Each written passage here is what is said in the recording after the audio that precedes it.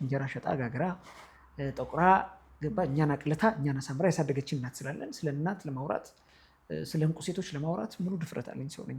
ሌላ ምንም ኢንቲሚቲው ነገር ወደ ቤተሰብ ስናመጣው የሚያመጣው ችግር ምንድን ነው? የዚህ የአልጎሪዝሙ ትውልድ ይሄ ትውልድ ቤተሰብ ላይ የሚያመጣው ተጽዕኖ ምንድን ነው? ይሄ ትውልድ የሚመራው አእምሮ አይደለም። እንደ ኦርጋኒኩ የሚመራው ላይክ የሚመራው ምን ያህል ተከታይ ሚዛናችን አእምሯችን ሳይሆን ሚዛናችን ባህላችን፣ እሴታችን፣ ያኗኗር ዘይቤያችን ሳይሆን የሚመራው አልጎሪዝሙ ነው። ከዚህም ይሄ የቴክኖሎጂውን ነገር ይዘህ ሚዛናዊ ሁን ለማለት የሚያስቸግርበት ጊዜ አልደረስንም ወይ? ኖ ማለት ጥሩ። አሁን እምቢ ያልናቸውን ልጆች ነገ እምቢ እሺ ሊሉን አይችሉም። እምቢታን አሁን ማስለመድ አለብን። እየተከለከሉ ይሄ ኮንትሮሊንጎች ምናምን የለም አሁን ምንም። ምክንያቱም ይሄ አልጎሪዝም ሳይመጣ እኮ እኛ አድገናል። ጉድፈላ ምን አዲስ ነገር የለም። ትውልዱ ተከፋፍለዋል የሚል ሀሳብ አለና ትውልዱ በስንት ተከፈለ የሚለውን ብናነሳስ? አባቱ ሞባይል ገዝቶ ሰጠው። እናትየው ምን አለችን? አይ የለም ሳሚ አባቱ ገዝቶለት ነው ያመጣው ከውጭ እና አንዳንዴ ስለዚህ ልጁ ጋር ለምን ያለው ችግር ቤተሰብ ላይ ነው ማለት ነው። ስለዚህ መሰራት ካለብን ይሄ ቤተሰብ ላይ በደንብ መስራት። አሁን ግን እውቀቱ አለን ብለህ ታስባለህ? የቴክኖሎጂ አሁን ዓለም ላይ የደረሰበት ነገር ስሜትሽን ይቆጣጠረዋል፣ መንፈስሽን ይቆጣጠረዋል፣ አካልሽን ይቆጣጠረዋል፣ ሁለንተናሽን ኢኮኖሚሽን ይቆጣጠረዋል ማለት ነው። ዛሬ አይተሽ ከሆነ እንዴ ተመታው ነው የሚልሽ አይደል? ትውልዱ ሰብስክራይቤቴ ተመቷል አስከፍቱልኝ። እኛ እኮ ቤተሰብ ነው የምንመራው። እዚህ ጋር የህሊና ዳኝነት፣ የእግዚአብሔር ፈታይነት፣ የማህበረሰብ መልካም እሴት የሚባል ነገር የለም። በፊት ወላጅ ከልካይ ነበር አይደል? እባካችሁ እንዲያትጠቀሙ ምናምን። አሁን ሰምሃው ደግሞ እየተገለበጠ ልጆች ከልካይ ውላ ሊሆኑ ይችላሉ ብዬ አስባለሁ። ዲጂታል ሀሜት ማለት እኮ ዲጂታል ሀሜት አለ ታውቂያለሽ? በቃ በለው እንትን ግሩፕ ግቡ ገባ አንዱ ውቅጥ ማለት ነው። ዲጂታል ሀሜት ይባላል። በጣም ብዙ ሰው እንግዲህ ስማርት ስልክ ሊኖረው ይችላል። ብዙ ሰው ሶሻል ሚዲያ አካውንት ሊኖረው ይችላል። እንዴት እንደሚጠቀም እውቀት አለው ብለህ ታስባለህ? እሱ አልጎሪዝም ከገባን ምርጥ አገልጋይ ነው፣ ካልገባን ግን ጨካኝ መሪ ነው።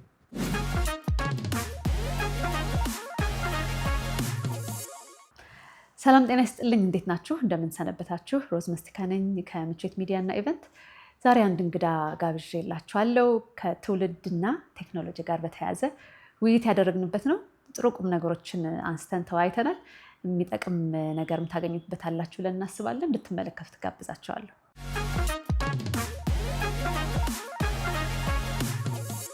አቶ ሳሙኤል ገረመው ሳሙኤል ልል ነበረ ልክ አይደለሁም ብዬ ነው።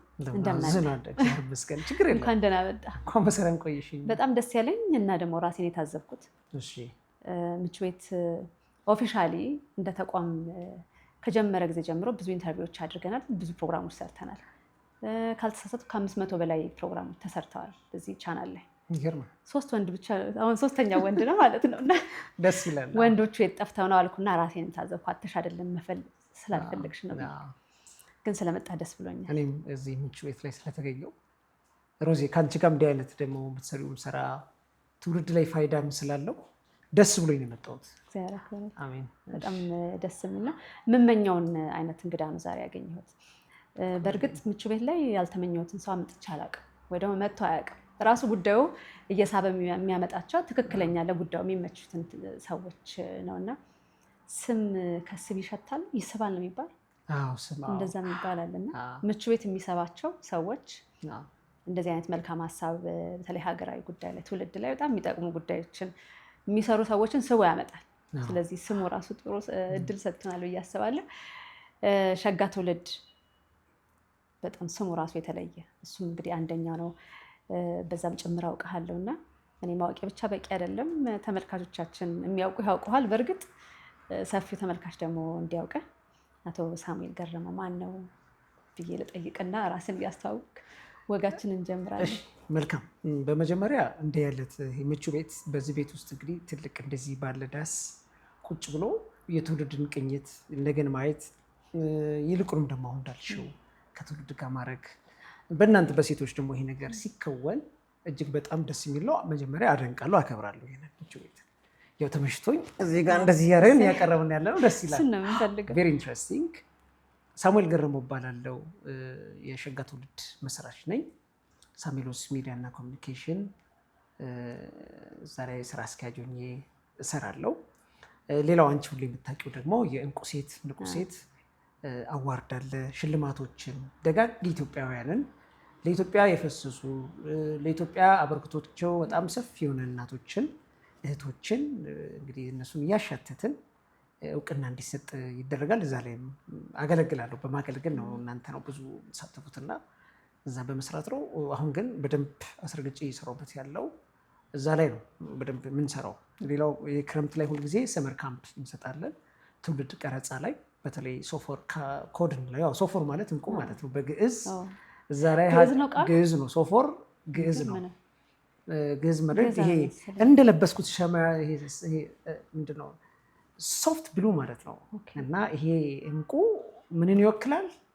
እውቀትን፣ ጥበብን ነው። ልጆች በእውቀት በጥበብ በሞገስ ማደግ ስላለባቸው ክረምት ላይ ሁልጊዜ የምንሰጣቸው አሉ። ይሄ በተለይ ደግሞ የዲጂታሉ ዓለም እንዲገሩት የሚያደርግ አንድ ክህሎት እንሰጣለን። የህይወት ክህሎት ከአካባቢ ጋር በጎ ፈቃደኝነት፣ ሀገር በቀል እውቀት ላይ እንተጋለን ሁልጊዜ እና አምናም ሰጥተን ጨርሰን አስመርቀን ከወላጆቹ ጋር በጋራ በመሆን እያሳለፍነው እሱን ላይ እሳተፋለሁ። እንደውም መጪውን ክረምት ሁለት ነገር ላይ የምጠመድ ይመስለኛል። አንደኛው ሸጋ ትውልድ ማህበር ላይ ነው። አንደኛው ደግሞ ሶፎር ኮድ አካዳሚ ነው። ያው ግድ ነው አሁን ምክንያቱም ትውልድ የጋራ አጀንዳ ስለሆነ ማለት ነው። በትክክል ስለ እንቁ ሴት ንቁ ሴት ስታወራ ልክ ሽልማቱን ያወቅኩ ጊዜ ማለት ነው ያልኩት አለ ማለት ነው። ሌላም ሰው እንደዚህ የሚያስብ እኛ ምሳሌ ሽልማት የሚል አለ እና ተመሳሳይ ነገር ነው የምንሰራው። አላማውን መጨረሻ ላይ ትውልድ ምሳሌ የሚሆነው እንዳያጣ አይደለም፣ መልካም ስራ የሚሰሩ እንዲደነቁ፣ እንዲመሰገኑ እና መልካምነት ወይ ደግሞ ጥሩ ብለን የምንላቸው ሴቶቻችን እየጎሉ እንዲወጡ ነው እና እግዚአብሔር ያበርታችሁ። በጣም ጥሩ ስራ ነው የምትሰሩት። ዛሬ ደግሞ የምንነጋገርበት ሸጋ ትውልድ ያለ ምክንያት አልመጣም ብዬ አስባለሁ እና ሸጋ ትውልድ እንዴት መጣም ትነግረኝና ስለ ትውልድ ደግሞ እናወራለን። ሸጋ ትውልድ መቼ ተመሰረተ? አላማው ምንድን ነው? የሸጋ ትውልድ ይሄ ምንድን ነው አሻራው? ሸጋ ጨዋታ ሬዲዮ ፕሮግራም ነው። ሸጋ ጨዋታ ሬዲዮ ፕሮግራም እና የቴሌቪዥን ፕሮግራም ነበረ ከዛሬ 5 ዓመት በፊት ልጆችን ሰብስበን እምቅ የሆነ አቅማቸው እንዲያወጡ ተሰጧቸው ላይ በደንብ እንዲለማመዱ እናደርጋለን። ይህም በምናደርግ ሰዓት ላይ ብዙ ወላጆች አህዱ ቴሌቪዥን ላይ ሬዲዮ ላይ አድማጮች በስልክ ተመልካቾች ደግሞ በገጽ ድረስ በመምጣት ታናሽ እህቴ ገነቱ አካባቢ ላይ ወይን ቡና የሚባል ቦታ አለ። እዛ ላይ በደንብ ተደርገን እሁድ ልጆችን እናዳምጣቸው ብለን ብዙ መስራት ጀመረንና ያን ስንጀምር ወላጅ ይመጣል፣ ልጆች ይመጣሉ እና እየበዛን እየሰፋን መጣን። በተለይ ደግሞ በሶስት ነገር ላይ አንደኛ በሀገር በቀል እውቀት ላይ ልጆች ሀገራቸውን እንዲያውቁ እንዲመረምሩ፣ ምክንያቱም ብዙ ኢትዮጵያ የራሷ የሆነ ባለጸጋ ስለሆነች ማለት። ሁለተኛ ክህሎት፣ የተግባቦት ክህሎት ያስፈልጋል፣ የህይወት ክህሎት ያስፈልጋል። ይህንን የማድረግ ያደረግን። በሶስተኛ ደረጃ እኔ ማልደራደረበትና በደንብ እየሰራንበት ያለ ነው የዲጂታል ዓለምን ላይ ወይ ዲጂታል ዓለም ነው የሚለው። ድሮም እንደሚለው ኮምፒውተር ነው የሚባለው። አሁን ዲጂታል ዓለም ላይ አስረግጠን በደንብ መስራት አደረግን። በዚህ ስንሰራ ልጆች የራሳቸውን እውቀት ክህሎት ሲያዳብሩ ከወላጅ ጋር በጣም ደስ የሚል ጊዜ አሳለፍ። እየሰፋን ስንሄድ የወይን ቡና አልበቃል። በተለይ እሑድ ቀን በጣም እንሰበሰባለን። አሁን ይህን የሚከታተሉ ትልልቅ ሀገር ላይ የሚሰሩ ልጆች አሉ። በዚህ በቴክኖሎጂ ላይ በሀገር በቀል እውቀት ላይ እና በክህሎት ላይ ከዛ ቁጭ ብለን ከወላጆች ጋር ለምን ይህን ማህበር ሸጋ ትውልድ አንለውም? በሲቪል ማህበራት እውቅና ህጋዊ ሰውነትን አግኝተን ፋይዳው ከግለሰብ ወጥቶ ሀገራዊ እንዲሆን፣ ይሄ ደግሞ ነገን የሚያይም ፕሮጀክት ስለሆነ የሀገሪቷንም ክፍተት ስለሚሞላ ብለን ተማክረን ሸጋ ትውልድን የዛሬ 4 ዓመት ገደማ አካባቢ አቋቋም ነው። ይሄው ነው መነሻው። ይሄ ነው ልጆች ናቸው መነሻው። የተቋቋመው ወይን ቡና ነው። ለዚህ ነው ይሄን አድርገን እየመጣ ነው ማለት ነው እና ቆንጆ ነው። በዛ ውስጥ ብዙ ልጆች አፍርተንበታል። ከብዙ ወላጆች ጋር ተገናኝተናል። እነዛ ልጆች ዝም ብለን አይደለም እንይዛቸው፣ የራሳቸው ሚሽን ስቴትመንት ይሞላሉ። ዛሬ ከወላጅ ጋር ሆኖ ይሄ ፓረንታል ኮንሽስነስ እንለዋለን። ምንድነው? የቤተሰብ ንቃት ማለት ነው። ልጅን ነጥልሽ ማስተማር ግንጥል ጌጥ እንደማለት ነው። ከቤተሰብ ጋር አሰላስለን አዋህደን አመቻችተን በጋራ ሚሽን ስቴትመንታቸው ሞልቶ ይሄ ልጅ በ1 ዓመቱ ምንድን ነው፣ በ6 ዓመቱ፣ በ5 ዓመቱ ምንድን ነው ቁጭ ብሎ ከወላጅ ጋር ተመካክሮ የሚሰራው ነው ሸጋ ትውልድ። እንዲህ ዝም ብሎናና አባል ትሆናል አይባልም። ከዛ በኋላ ነው ክትትል ይደረጋል። እንደዛ እየሄደ ሞሮፋውን ከፊዚካሊ ካሁን ቨርቹዋል ላይ ዊ አር ሶ ፓወርፉል። አሁን ሸጋ ትውልድ ቨርቹዋል ላይ በጣም ፓወርፉል ነው። አሁን ዓለም እንደምታየው አያስፈልግም ማለት ሳይሆን በደንብ እየሰራን ነው። ይህንን ስንሰራ አብሮን የሚሰሩ በቴክኖሎጂ ሰፖርት የሚያደርጉን ልክ እንደ ኢንሳ፣ እንደ ባህልና ቱሪዝም፣ አዲስ አበባ ኪነ ጥበብ ባህል፣ ገነት ሆቴል፣ ወይን ቡና እንደዚህ እንደ ማስታወቂያ እንዳይሆንብን እንጂ ዳሽን ባንክ እንዲህ አይነት እንትኖች ለሀገር የሚሰሩትን ፕሮሞት እናደርጋለን። ግለሰቦች ጀምሮ የሚሰራ ነው። በደንብ እየሰራ ነው። በየክረምቱ ሰመር ካምፕ እንሰጣለን። ሁለት በደንብ ነው የምንከታተላቸው። በደንብ እንዳልኩሽ ልጆች ክረምት ላይ በሌላ ነገር አታደክሚያቸውም። የህይወት ልምምድ ውስጥ መግባት አለባቸው። እንዲሁም ስልጠና አይባልም፣ ብዙ የህይወት ልምምድ ነው የምንለው። ሰው በህይወት መለማመድ ህይወት የምትለማመድ ነው። በነገራችን ላይ የሚሰለጥን አይደለም። ሰው ሲፈጠር ስሉጥ ነው። አዋቂ አድርጎ እግዚአብሔር ፈጥሮታል። ነገር ግን መለማመድ፣ አካባቢን ማወቅ አለባቸው። በጎ ፈቃደኝነትን ማወቅ አለባቸው። ከማህበረሰብ ጋር እንዴት መኖር፣ ይሄ ሶሻል ስቲማቸውን በጣም መስራት አለባቸው። ሀገራቸውን ማወቅ አለባቸው። ቴክኖሎጂ ማወቅ አለባቸው። ይህንን አድርገን በደንብ እንሰራለን። የራሳቸውን ሚሽናቸውን ይሞላሉ። ከወላጅ ጋር ከነሱ ጋር ነው እንጂ አንድም ሸጋ ትውልድ ያለ ወላጅ እኛ ጋር ያመጣ ሙሉ ይሆናል። ግን ጥልጌጥ ነው የሚሆነው። አሁን ብዙ ቦታ ወይ ወላጅን እንይዛለን ወይ ልጅን እንይዛለን። እኔ ግን እንደው ይቅርታ አድርግልኝ ወደ ውስጥ ከመግባታችን በፊት ለምሳሌ ስለ እናት ለመስራት የሆነ መነሻ ያስፈልጋል አይደለ? ስለ ልጆች ለመስራት ራሱ መነሻ ያስፈልገዋል። እና እናንተ የምትሰሩባቸው ልጆች ደግሞ የተረሱ ብለን የምናስባቸው ናቸው። በጣም ብዙ ነገር ላይ ትኩረት ያላገኙ ናቸው። እና እንዴት ተነሳሳችሁ? ወይ አንተ ነህ ወይ ሀሳቡን ያመጣኸው? ጓደኞች ናችሁ? ግን መነሻችሁ ምን ሆነ? እንዴት ልጆች ላይ ትኩረት አደረጋችሁ? ልጆች ላይ ያደረግ ነው የሀገር ክፍተት አክቹዋሊ እናቴን እግዚአብሔር ነፍሷን ይማርና ወላጅ ጥሩ አድርጎ ነው ያሳደገን። ያደግኩበት አካባቢ ቂርቆስ አካባቢ ነው። የወላጅን ሱታፌ የወላጅ ተሳትፎ ትልቅ ብዙ ማህበረሰብ ትልቅ ማህበረሰብ እንደ ኢትዮጵያ እንደ ሀገርም እንደ ከተማ ጠንካሮች ነን። እዛ አካባቢ ሲሰራ ያንን የምናየው ነገር አለ። ሁለተኛ እኔ ስማር በደንብ አድርጌ ነው በልጅነቴ ብዙ ነገር ሰርቼ ነው ያደግኩት። እንደማንም አይደለም ብዙዎቻችን አይደለ። እኔ 6ኛ ክፍል ላይ ኦቾሎኒ አዙሬ ይሸጥ ነበረ። ሪሊ አሁን ሰው አያውቅም ይሄንን the version of me አያውቅም። ሳሚን አያውቀውም። ለመጀመሪያ ጊዜ አሁን ላንቺ ነው 6ኛ ክፍል እናቴ ቁጭ አድርጋኝ አንተ በዚህ ሰዓት ትማራለህ፣ በዚህ ሰዓት ኦቾሎኒ ዞረ ትሸጣለህ ይላል። ለዚህ ነው አሁን ወደ ጎተራ አካባቢ በጣም ወዳለው መሄድ ከቂርቆስ አካባቢ ወደ ሳር ቤት ወደ ሳሪስ እንዴት ደስ የሚል ቦታዎች መሰሎች። ለምን ያ የልጅነቴ እዛም አካባቢ ነው የተማርኩት እና እሰራ ነበረ። እናቴ ሞልድ የምታደርገኝ የነበረው እኔንም ቤተሰቦችንም አካባቢያችንም እንደዛ ነው። እና የሆነ ሰዓት ላይ ደግሞ ተማሪ ያስጠናለሁ። አየሽ የስራም እሰራለሁ፣ እውቀትም እቀዳለሁ። እንደውም ልከኛ ተማሪ ነበርኩኝ የሆነ ሰዓት ላይ እና ይሄ እየሰራ የሚማር ተማሪ ያለ አይደለም አስቢው ከባድ ነው በዛን ሰዓት ላይ። እና አሁን ሰው ስራ ነው ያን ትክክለኛ ነው ያን ጠቅሞኛል ለማንበብ እና እንደዚህ አይነት እናት አለ እና ያሳዝኑኛል ልጆችን ሳይ። የእኛ ቤት አይነት ላይፍ ነው አስቤ ማሰቡን በልጅነቴን የነበርኩበትን እና ይህ ብቻ አይደለም ሳፖርት የሚያደርግ እስክሪብቶ የሚገዙልኝ ነበሩ፣ ደብተር የሚገዙልኝ ነበሩ። በድጋፍ በትልቅ ድጋፍ ነው የተማርኩት እና እንደው እንደዚህም ብዬ እንደማንም ተማርኩ ብዬ ማቅራራ ሰው አይደለሁም። የመጣሁበትን በትክክል አውቋለሁ። የመጣሁበት መንገድ ምን ያህል የቤተሰብ ድርሻ፣ ምን ያህል የአካባቢ ድርሻ፣ ምን ያህል የትምህርት ቤት ድርሻ፣ ምን ያህል የሚዲያ ድርሻን ተገንዝቤ ነው ያደርኩት። በዛ እድገት ውስጥ ላይ ያ ቁጭትም ስላል ቁጭት ነው አክቹዋሊ ቁጭት ነው እና ሲመጣ እኔን የረዱኝ ትላልቅ ሰዎች አሉ። በሆነ ሰዓት እኔን ረድተውኛል። በሆነ ሰዓት ደግሞ ዩኒቨርሲቲ ሳስተምር አስተማሪ ሆኜ ገብቻ አይቻቸው ብድር ይመለስኩላቸውም አሉ። በጣም ደስ ብሎኝ ማለት ነው። ግሬድ ግን አልሰጠው በስማት ግን እንደዚህ አይነት ነገር ነበረ የነበር መነሻው እሱ ነው። ትክክለኛው መነሻው እሱ ነው። ያ ነገር ይመጣል። የእናትን ዋጋ በጣም የተረዳው ሰው ነኝ። እናት ምን ያህል ዋጋ ከፍላ እንዳሳደገች፣ አባቶች የራሳቸው ዋጋ እንዳላቸው ሁሉ እናቶች ደግሞ የገዘፈ ሚና በእርግጥም ነው በሀገራችን ላይ። እኔ ይሄ በጀንደር እንትን ማምን ሰው አይደለም። በሰውነት ውሃ ልክ ሆኖ የሴቶች ሚና ሴት ልጅ በማጀቷ ሆኖ ያለውን የህይወት ውጣ ውረድ እንረዳለን፣ በሱ እውቅና እንሰጣለን። ስለዚህ ያንን ያሳለፈች እንጀራ ሸጣ ጋግራ ጠቁራ ገባ እኛን አቅልታ እኛን አሳምራ ያሳደገች እናት ስላለን ስለ እናት ለማውራት ስለ እንቁ ሴቶች ለማውራት ሙሉ ድፍረት አለኝ ሰው ነኝ። ሌላ ምንም የምትይው ነገር አለም። ሰው ጽድቅም እውቅናም ብዙ እውቅና ያልሰጠናቸዋል። እኔ እንዲሁም ይሄ የሚከታተሉ ሰዎች መጀመሪያ ቤት ያሉ እናቶቻቸውን እውቅና ስጡ። ከዛ በኋላ ነው ሌላ የሚመጣው። ከዚህ የተቀደሰ ትዳር ታገኛለሽ። ከዛ በኋላ በሰው ፍቅር እኔ ሰው ፍቅር ነው ያለኝ። በነገራችን ላይ በጣም ይገርም ሶሻል ካፒታል ነው ያለው። ቀላል እንዳይመስልሽ። ይሄ እንቅልፍ ያስተኛል። እና ይሄ ነገር ነው የነበረውና መነሻ እሱ ነው። በዛን ጊዜ ነው ይሄ ልጆችን አስጠና ነበር። ይሄርኩኝ የተለያየ ክፍያው 150 ብር ይከፈለን ነበር፣ 70 ብር ይቀበል ነበረ።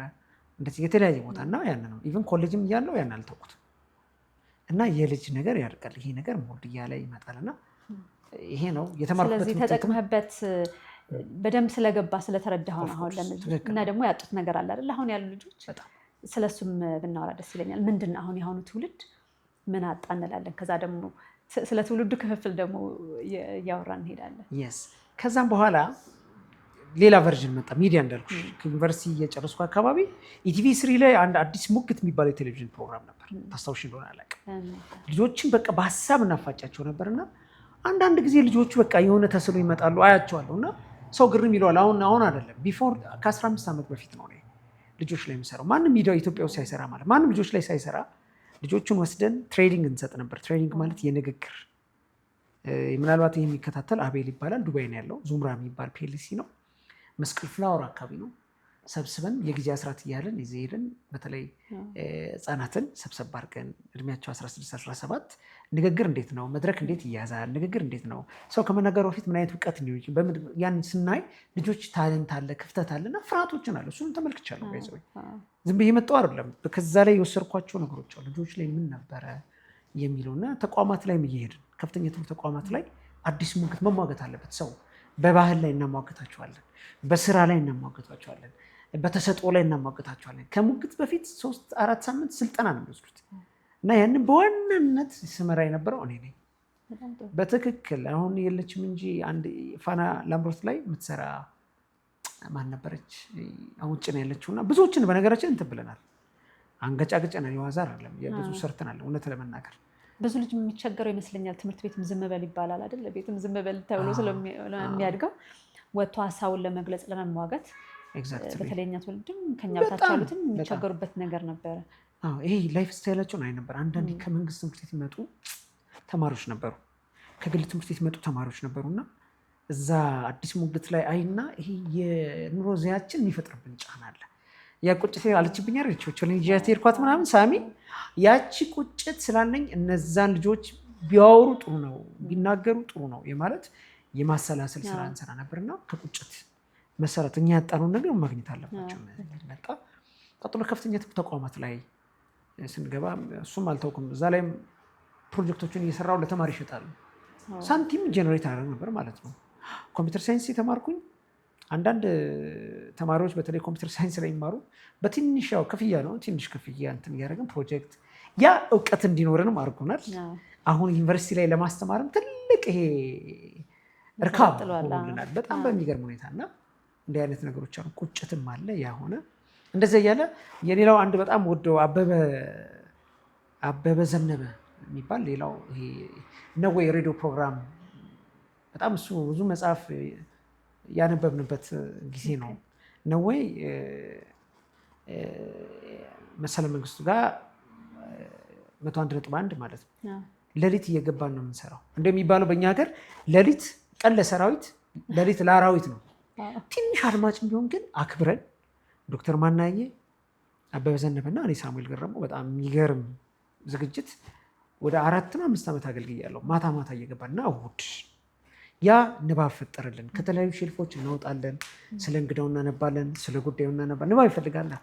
አሁን የቲክቶክ ዘመን አልነበረም እንደዚህ እና በዛ ዘመን ላይ የነበረውን በጣም ነው ስለምንፈራራ ትንሽ በዙሪያችን ላይ ወግ አጥባቂዎችም ስለነበሩ ያ ነገር እንድናነብ እንድንቆፍር ጥንቃቄ እንድታደርጉ እንደፈለግ ተነስታ አታወራም። ዩኒቨርሲቲ የማስተምርበት ጊዜ ስለነበረ ለንባብ ቅርብም ስለሆንን ጉዳዮችን በስፋት በጥልቀት አይተን ለሬዲዮ የሚሆኑን የማለት ከዛ በኋላ የእነዚህ ድምሮች መጡ። እንዳልኩሽ እኛም ቀልጆች ላይ መስራት አለን። ሸጋ ጨዋታ ብለን አህዱ ሬዲዮ ላይ ስንጀምር በቃ ሬዲዮ ላይ መጣሁ። አንዳንዴ የኮሚኒኬሽን ሰው ነኝ። ፎር ዛት ማተር ኮሚኒኬት አደርጋለሁ። ትንሽ ማውራቱ ጸጋም ስለነበረ ያንን በደንብ ካስተማጅ ተደርጎ ይልቁንም ያደግኩት የኢትዮጵያ ኦርቶዶክስ ተዋሕዶ ቤተክርስቲያን ውስጥ ነው። በስፋት ደግሞ ሀቅ ደረቅ ሀቅ ነው እና እዛ ላይ ትምህርት ክፍል ላይ ንባብ አለ፣ ሰንበት ትምህርት ቤት ውስጥ ማውራት አለ፣ ሰንበት ትምህርት ቤት ውስጥ መናገር አለ። ቤተክርስቲያን ውስጥ ብዙ አለን። በነገራችን ላይ እኔ ማድረግ የምፈልገው አንድ ነገር አለ። ሰንበት ትምህርት ቤት ቀላል አይደለም። እንደ ሀገር ዛሬ ትልልቅ ሀገር የሚመሩ ሰዎች ከሰንበት ትምህርት ቤት የወጡ ልጆች ናቸው። ሰንበት ትምህርት ቤት ማለት ዝም ብለን ሰብሰብ የምንወርጥበት አለ። ጥበብ የምንማርበት ነው። ጥበብ እንቀዳበታለን፣ እውቀትን እንቀዳበታለን፣ ብዙ ነገር የምንሰራበት ነው እና ፊደል የቆጠር ነው። ነው ንግግርም ድፍረትንም ካሪዝማው የሚመጣው እዛ ስትሆኝ ነው። ይሄ የመወደዱ ጸጋ፣ ሰው የማክበር ጸጋ፣ ሞገሱ ሁሉ የሚመጣው ቤተክርስቲያን ነው። ይህን ማመን ያስፈልጋል። አንዳንዴ ሚዲያ ሲያገንሽ እንዲህ ነበር እኮ አይደለ ይላል እና ምንም አሁን የተለየ ሀሳብ የለንም። ለሰንበት ትምህርት ቤትም ክብር እንሰጣለን፣ ለተለያዩ ማህበራትም ክብር እንሰጣለን። ለብዙዎች መሰረት የሚያስጥል በደንብ ሼፕ ማርጎ የሚያወጣ ቦታ ነው። እዛም አብዛኛውን ጊዜ ያሳለፍኩት ህፃናት ክፍል ነው። አሁን ይሄን የመጣሁልሽ ሰንበት ትምህርት ቤት የምታወቀው ይሄ ህፃናትን ስብከት ማስተማር፣ መምከር፣ ይሄ ወግ አጥባቂ ብለው የሚፈርጁናል አይደለ? በዛ አይነት ነገር ላይ የነበረው እና ግን ያ ትምህርት ቤት ነበረ። አሁን መጽሐፍ ይደጎሳል። ከዛ የሆነ ጊዜ እየተገለጠ ይሄዳል እና የማይካድ ሀቅ ነው ያ።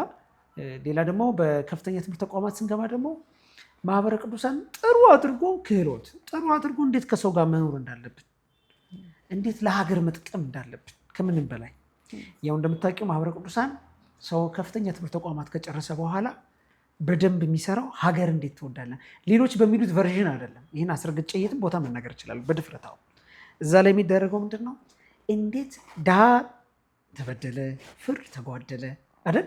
ርትዕት ሆነን መድሎት በሌለው በሚዛን አይደል? በሰውነት ሚዛን የሚሰራ ነው። ዛሬ ሀገር ላይ የምናያቸው ሰዎች ማነው የማህበረ ቅዱሳን ውሃ ሳይጠጣ ሀገር እያገለገለ ያለው እና ይህም ወጣትነታችን ላይ ደግሞ እዚህ ጋር ትንሽ ተሰርቶበታል። እንግዲህ ከስር ጀምሮ አንተም ያለበት አለ። ከዛ ደግሞ ካደግክ በኋላ ደግሞ ችግር የለውም ልጆችን በማየት የጎደላቸው የምትላቸው ነገሮች አሉ። እነሱን ላሟላ ብል አሁን ደግሞ ትውልድ እንዴት በተለይ በዚህ በቴክኖሎጂው ጊዜ ዓለም ነው መሰለኝ ይባላል። በቴክኖሎጂው ዓለም የተከፋፈለበት መንገድ አለ። እንዲያውም አንዱ ርዕሰ ጉዳያችን እሱ ይሆናል ብለን ነው የተገናኘ ነው እና ትውልዱ ተከፋፍለዋል የሚል ሀሳብ አለና ትውልዱ በስንት ተከፈለ የሚለውን ብናነሳስ ጥሩ። አሁን ከዛኛው ቨርዥን ወጣንና ወደዚህኛው ደግሞ እንፍሰስ። ጥሩ ነገር ነው። አንድ ቆንጆ ሜታፎር ልስጥሽ። አሁን አንድ መርከብ አለ። ስለ ትውልድ አይደል የምናወራው?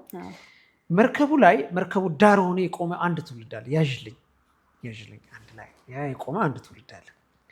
ሁለተኛ መርከቡ ላይ እየተንገጫገጨ እየተነዳ የሚሄዳል።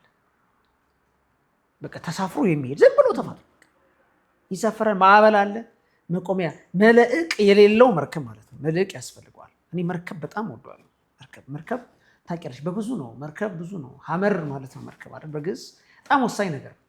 ሌሎች ደግሞ መርከቡን ላይ በብልሃት የሚነዱት አሉ። መርከብ ውስጥ እየነዱ እየሾፈሩ የሚሄዱ ማለት ነው።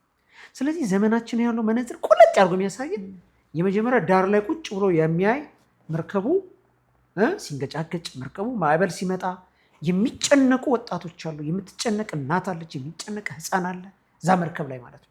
የሚጨነቅ መሪም አለ። በነገራችን ዛሬ እኮ ለመሪዎችም አልተመቸንም።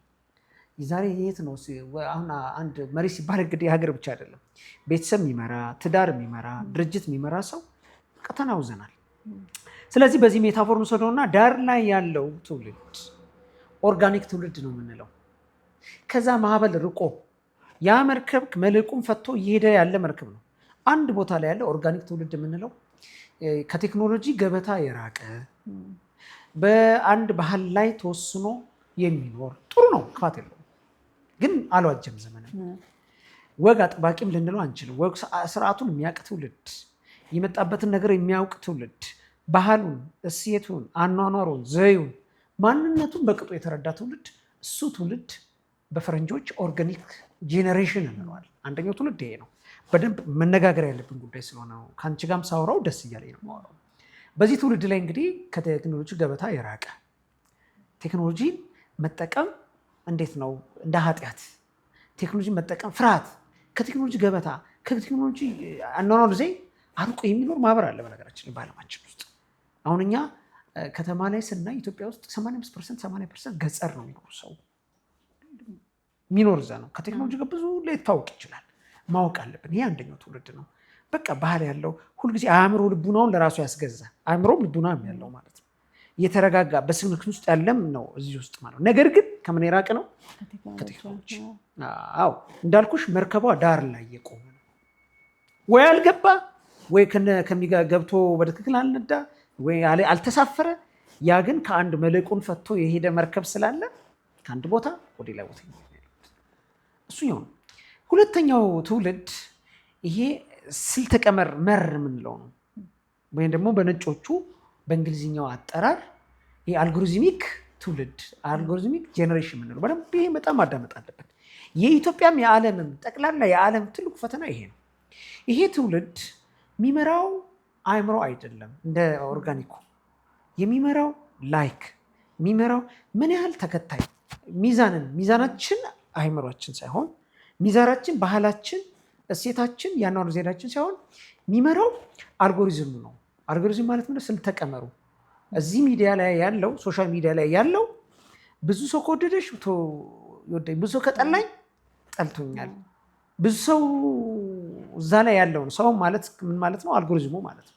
አልጎሪዝሙ የሰጠሽውን ነው ይዞ የሚመጣው ማለት ነው። እና ይህ በስልተ ቀመር የተለከፈ ትውልድ የምንለው በቃ በሱ ላይ ብቻ የሚሰራ እሱ በመሰረት ያደረገው የደስታ አስቢ ስነ ልቦና ምሁራኖች በደንብ ይሉታል። ያንቺ የደስታ ልኬት በቀመሩ ሲለካ፣ ያንቺ መንፈሳዊ ልልና በቀመሩ ሲለካ፣ ያንቺ የዕለት ተዕለት ኑሮ ማንነትሽ፣ ውስጥሽ፣ ልቡናሽ፣ አይነ ልቡናሽ እና ይሄ አስተውሎቶች በዛ መለካቱ ይሄ አልጎሪዝሚክ ትውልድ የምንለው ነው። እና ግን ቴክኖሎጂን ደግሞ ያውቃል፣ አልጎሪዝሙን ተረድቷል። ግን አልጎሪዝሙን ከመምራት ይልቅ በአልጎሪዝሙ መመራትን የሚወደው። አሁን እኛ ሀገር ስትመጪ ሰው ተከታይ ነው ወይስ መሪ ነው? ተከታይ ይበዛል። ተከታይ በዛ ማለት አልጎሪዝሙን ያልገራ ማለት ነው። በተገራ አልጎሪዝሙ ሲያዩት ገና ብዙ አረም ያለው አልጎሪዝም ውስጥ የሚኖር ትውልድ የአልጎሪዝም ትውልድ ይባላል። ያ ስሜትሽን ልብ አድርጊ፣ ስሜትሽን ይቆጣጠረዋል፣ መንፈስሽን ይቆጣጠረዋል፣ አካልሽን ይቆጣጠረዋል፣ ሁለንተናሽን፣ ኢኮኖሚሽን ይቆጣጠረዋል ማለት ነው። ዛሬ አይተሽ ከሆነ እንዴ ተመተው ነው የሚልሽ አይደል? ትውልዱ ሰብስክራይቤቴ ተመተዋል፣ አስከፍቱልኝ፣ እኛ እኮ ቤተሰብ ነው የምንመራው። እዚህ ጋር የህሊና ዳኝነት፣ የእግዚአብሔር ፈታይነት፣ የማህበረሰብ መልካም እሴት የሚባል ነገር የለም። ገንዘብ የሚያመጣው አልጎሪዝሙ ይወዶልኛል። አልጎሪዝሙ ጅል ነው። ሰው ሄዶ ዝጋውን ካለ ይዘጋዋል። ምክንያቱም ስሜት አልባ ነው፣ ህሊና አልባ ነው፣ ምንም ነገር የለውም። ራሽናል አይደለም ፎርዳስ ማተር እና የራሽናል እንዲህ አይነት ጄኔሬሽን ተፈጥሯል።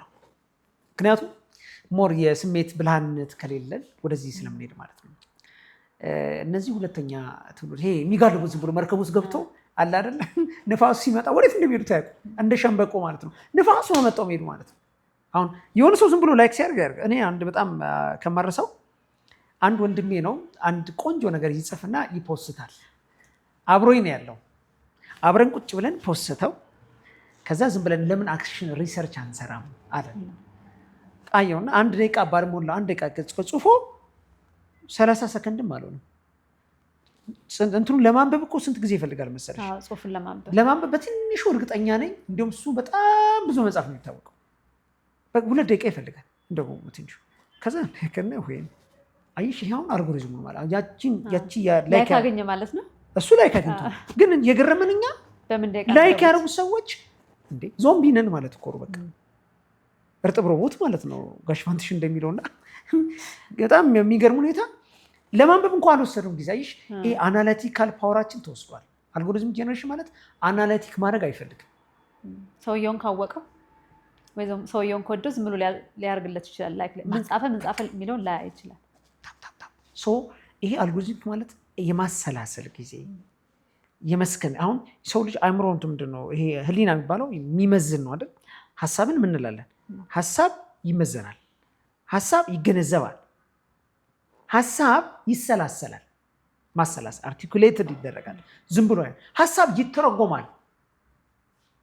ይህን ሁሉ የሚሰራ በጣም የሰው ልጅ አእምሮ እንዲሰራ እንደ ባለ አእምሮ አስቡ የሚለው ትልቁ መጽሐፍ እኮ ለዚህ ነው።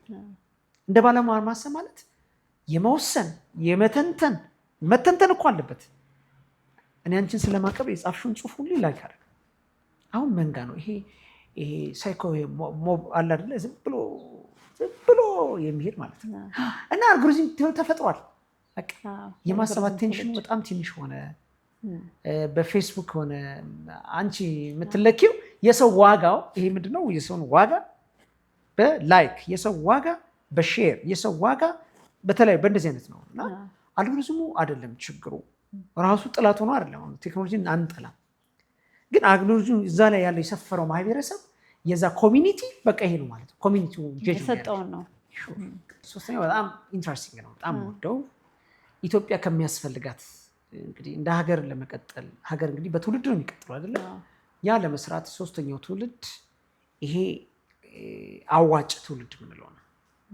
አዋጭ ትውልድ፣ ሸጋ ትውልድ፣ ያማረ ትውልድ፣ ራሱን በቃ የገራ ትውልድ፣ እውቀቱን ልቡና ላይ አኑሮ ቴክኖሎጂን በአእምሮ ላይ የሚጠቀም ጥበብ በአእምሮ የያዘ ትውልድ ማለት ነው። ወደዛ የሚፈስ ትውልድ ማለት ነው። ስለዚህ ሸጋ ትውልድ ያስፈልጋል። ሸጋ ትውልድ ከኦርጋኒክ ትውልዱ ምን ይወስዳል? ባህል ግን አይቆምም። በረጋ እዛ ቆሞ መርከቡ ሲሄድ አያዩ። የቴክኖሎጂ በላተኛም አይደለም፣ ያመርታል። ንቁ ተሳትፎ ይኖረዋል። ቴክኖሎጂን የሚመራ ማለት ነው። እዛ መርከቡ ላይ ሄዶ ካፒቴን የሚሆን ማለት ነው። ሰው ሰራሽ ክህሎቱ ደግሞ ምንድነው? አጋዥ ካፒቴን ይሆናል ማለት ነው። እዛ ላይ ቴክኖሎጂውን ቀሱ የሚያዛቸው መርከቡን በዚህ ጋር ሂድ ሲለው የመክተሩን አቅጣጫ የሚያውቅ ካምፓሱን የሚያውቅ ማለት ነው። ስለዚህ ሁለት ከዛ ያን ይወስዳል። ከኦርጋኒክ ከነባር ትውልዱ ጥሩ ባህልን ጥሩ እሴትን ከምንም በላይ ደግሞ አእምሮ ልቡናን የሚጠቀም ይሄ ኒኩለስ ነው። ልብ ማለት ብዙ ነው። መጽሐፍ እኮ ልብን ጠብቅ ማለት ጥበብ ከዛ ነው የሚፈሰው። በዛ የሚሄድ የሚተነትን አእምሮን በጣም ፖቴንሻል የሚጠቀም ከቴክኖሎጂ ግን ያራቀ ማለት ነው። ይህን ነው እንዴት ላሰራሽ መሰረሽ? አንድ ለምሳሌ እንትን አለ አይደለ? ትልቅ ዋርካ ስር አለው። በጣም የሚገርም ስር አለው። እሱ ባህል ነው፣ እሱ ማንነት ነው፣ እሱ ሴት ነው። እሱን ይይዛል ደግሞ ያድጋል። ዋርካው ከላይ ማንን ያገኛል? ፀሐይን ያገኛል አይደል? የሚፈልገውን ነገር ያገኛል። ፀሐይ እውቀት ነው፣ ጥበብ ነው፣ ቴክኖሎጂ ነው። እሱን ኮንሱም ያደርጋል። ከዛ በኋላ ዋርካው ደግሞ እንደዚህም ይዞ ምን አለ? ትውልድ ይዛላል በዋርካ ስር።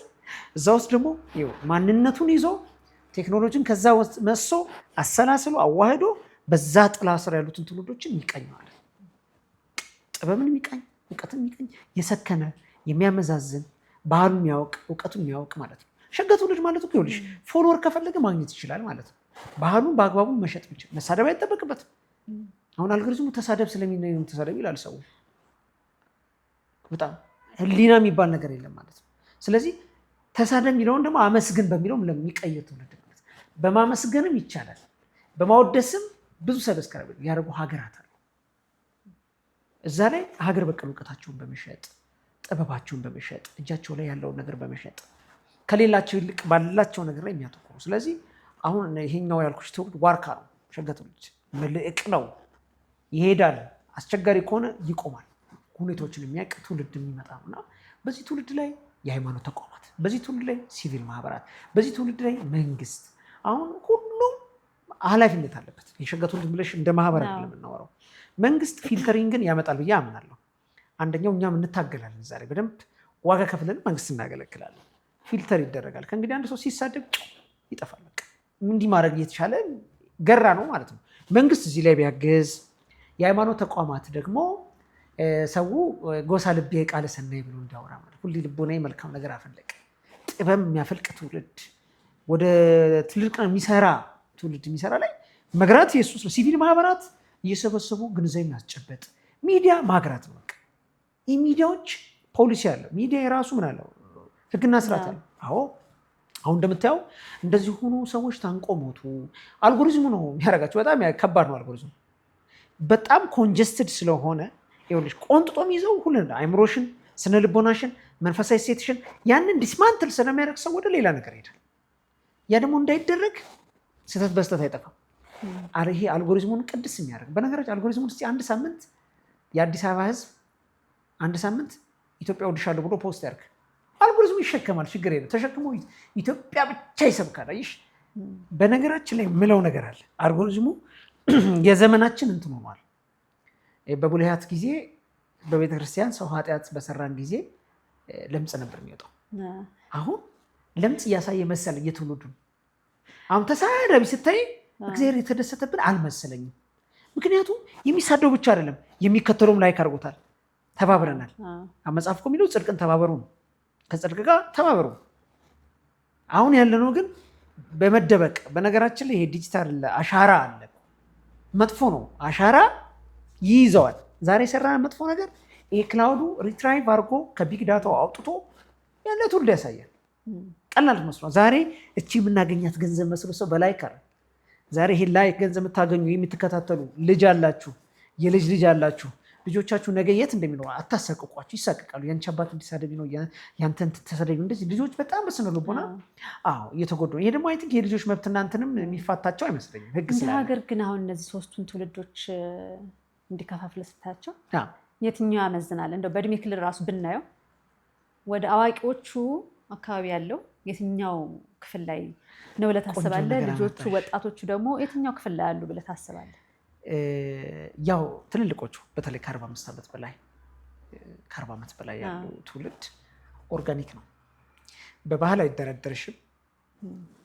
ጥሩ ነው። ማንነቱን ቴክኖሎጂን ዝም ብሎ የሚቀበል አይደለም። እንደወረደ አይቀበልም። አጥርቶ በሁለት ምክንያት፣ አንደኛ ያው ክህሎትም ስለሌለ ነው። ቴክኖሎጂን ቶሎ አዳፕት አላደርግ ነው አንደኛው እሱ ነው። ሁለተኛ ይጠራጠራል። ነገሮችን አይቶ ነው የሚቀበለው። ይህ ነገር እንዴት ነው የሚያይ ትውልድ ነው። ሌላው የህፃናቶች በተለይ ህፃናትና ወጣቶች አልጎሪዝሚክ ታውቃል። ዛሬ እኮ ልጆች እንዴ ይለንች እኮ አይተህ ገንዘብ ያገኛል ይላል። እንዴት ነው እንደው አንድ እናት ምን አሉኝ፣ ሳሚ የኔ ልጅ ዶላር ይዞ መጣ አሉኝ። ምን ሰርቶ አልኳቸው፣ እሱን አላውቅም። እና ጥናት አደረግን ያ ልጅ እንደሚሰራው ስንል በጣም የሚያስነውር ነገር ነው የሚሰራው። እሳቸው አየሽ የሰለጠነ መስሏቸው ገንዘብ ስለመጣ ነው። እነማዬ እኮ እሱ ልጅ እኮ እንደዚህ ነው የሚሰራው፣ እንዴት ነው ይሄ ነገር የሚደረግ ስንላቸው አይ ይቅርብኝ ብለው ልጁን እንትን ብሎት ልጁ ተላምዷል። ይሄ አልጎሪዝም እኮ አንዴ አይምሮ ልቦናሽን ከሰለበሽ እኮ ለመመለስ ትቸግራለሽ። አሁን የገንዘብ ምንጭ አይደለ የብዙ ሰዎች መተዳደሪያ ሆነ።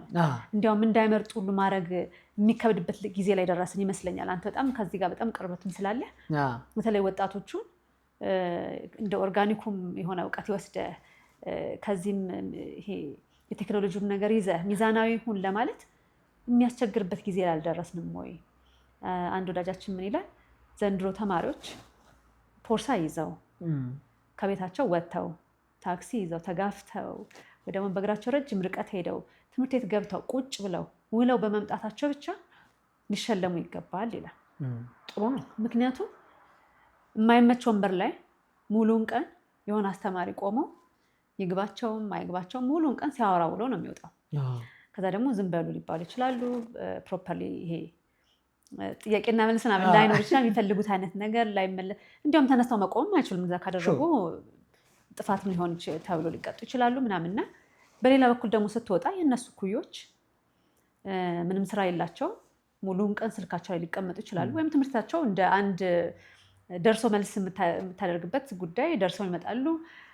ወይ ዘፈን ይዘፍናሉ፣ እስክታ ይወርዳሉ፣ ይደንሳሉ። ከዛ ለቤተሰቦቻቸው የሆነ ነገር ያደርጋሉ፣ የቤተሰባቸውን ህይወት ይለውጣሉ።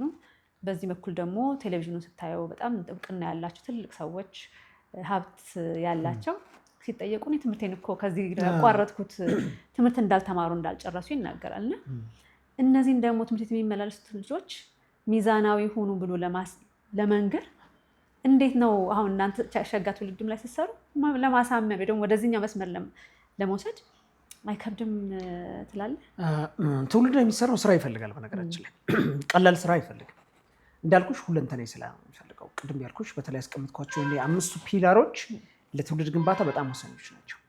እንደ መንግስት ፊልተር ማጥራት አይ ቲንክ ኢንሳ ላይ ይሰራሉ ብዬ አምናለሁ በዚህ ጉዳይ ላይ። አሁን አሜሪካ ውስጥ ወይ ደግሞ ሌላ ሀገር እኮ ብትሄጂ እንደዚህ መሳደብ አሉ። እንደዚህ ሀገራት ልምምድ አላቸው። ህግ መውጣት ማንም ከሀገር አይበልጥ። ትውልድ እየጠፋ ገንዘብ ማግኘት ይሄ ማለት አንድ ሰው አንድ አይን ያለው ሰው በአፈር ይቀልዳል? አይቀልድም። አንድ ሀገር ያለው አንድ ትውልድ ያለው ሰው አይቀልድም። ይህ የምታባቢው ነገር አለን። በዚህ በኩል የሚደረግ ነገር ይኖራል ብዬ አስባለሁ። ራሱ ቴክኖሎጂ ለቴክኖሎጂ የሚገራበት መንገድ ሌላው ትምህርት ቤቶች ናቸው። ትምህርት ቤቶች ማስተማር ልጆች አብዛኛው ጊዜ የሚውሉት የት ነው? ትምህርት ቤት ነው። አስበ የሁላ ሺህ መምህራን የደከመበትን ነገር በአንድ እንትን ማበላሸት ነውርም ነው። አንደኛ ፖሊሲ የትምህርት ፖሊሲያችን ቃኘት ማድረግ አለብን። ቃኘት አድርገን ውስጥ ከተን የዲጂታል ፐርሶናሊቲ የምንላቸው ሰብዕና ማለት ነው። ልጆች ኪድስ እንዴት ነው የዲጂታል ክህሎት ማሳደግ የሚችሉት ቢባል አለ፣ ትምህርቶች አሉ፣ አልተገበርናቸውም እንጂ አሉ። ልምምድም እኮ አለ። አሁን እኛ ምንድነው አንድ የራበው ሰው የሆነ ምግብ ሲሰጭ ምንድነው ሁሉን መብላት ነው የሚፈልገው። ትንሽ ከጀመረ በኋላ እኮ ይቆማል አይደለም? ልክ እንደዚህ አይነት ነው።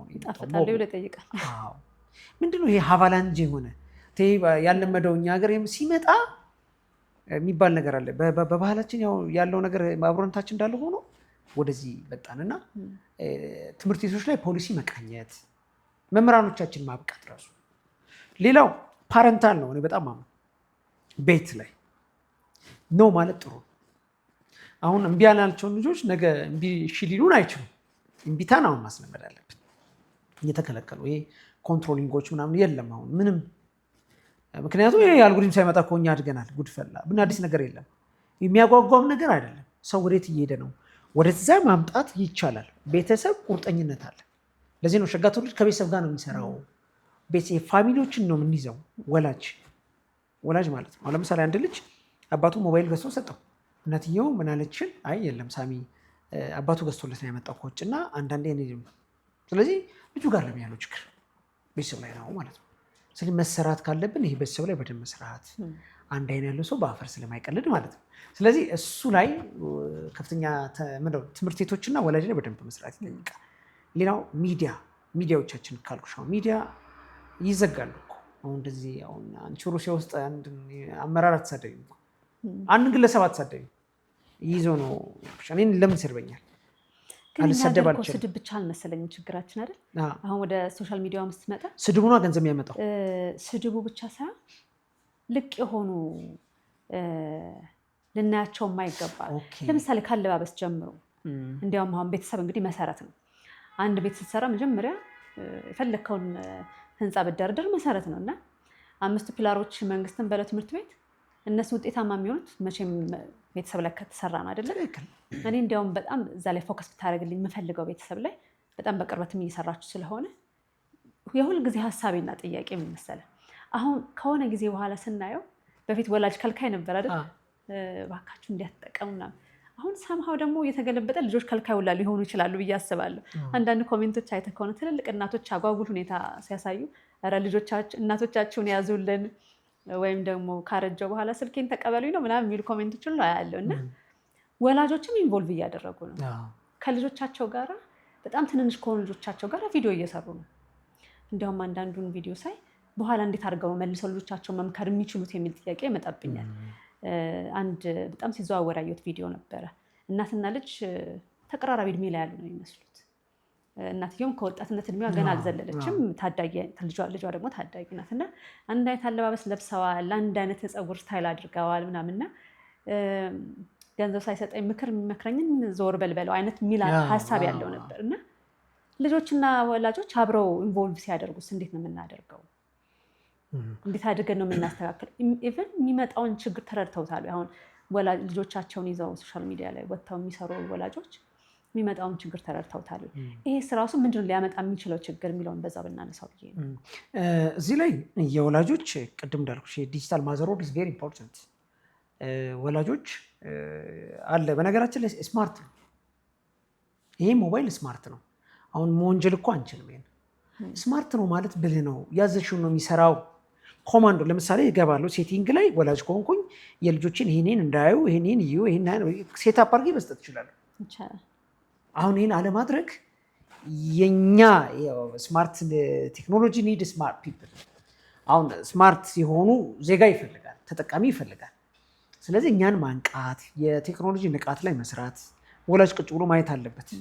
ምክንያቱም ሱስ ማለት እሱ አይደል የኢንተርኔት ሱስ ሶሻል ሚዲያ ይኸውላችሁ በተፈጥሯችን እኛ አበሾች አይደለን የአብሮነቱ ደስ ይላል።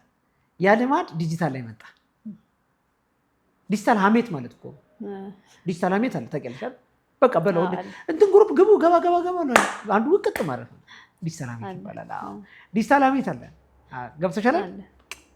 መጽሐፍ እንኳን ሰው ለምን አታማውም ማለትም የለብን። አክቹዋሊ መዝሙረ ዳዊት 2 እኮ የሚለው ሰው አይደል? ለምን አሕዛብ ለምን ምንድን ነው እግዚአብሔርን ለምን አሙት እኮ የእስራኤል ቅዱስን ማለት ነው። እና ስለዚህ ምንድን ነው እየተደረገ ያለው? ሀሜት ይኖራል፣ ትችት ይኖራል። አሁን መልካም ይስረት ከተተቸሽ ጥሩ አንቺ ሸጋነሽ ማለት ነው። ምን ማለት ነው? ለምሳሌ አሁን ከጠየቅሽን ጥያቄ ጋር ለመምጣት ወላጅ አለ፣ ልጅ አለ፣ ቁጭ ብሎ የሚማሩበት ራሱ የቻለ ፓረንታል የቤተሰብ ጉባኤ ጥንት የነበረ መመለስ አለበት። ቅድም ኦርጋኒካ አብሮ ምሳ ሲበላ ቁጭ ብሎ መድገሳጸጽ፣ ማውራት።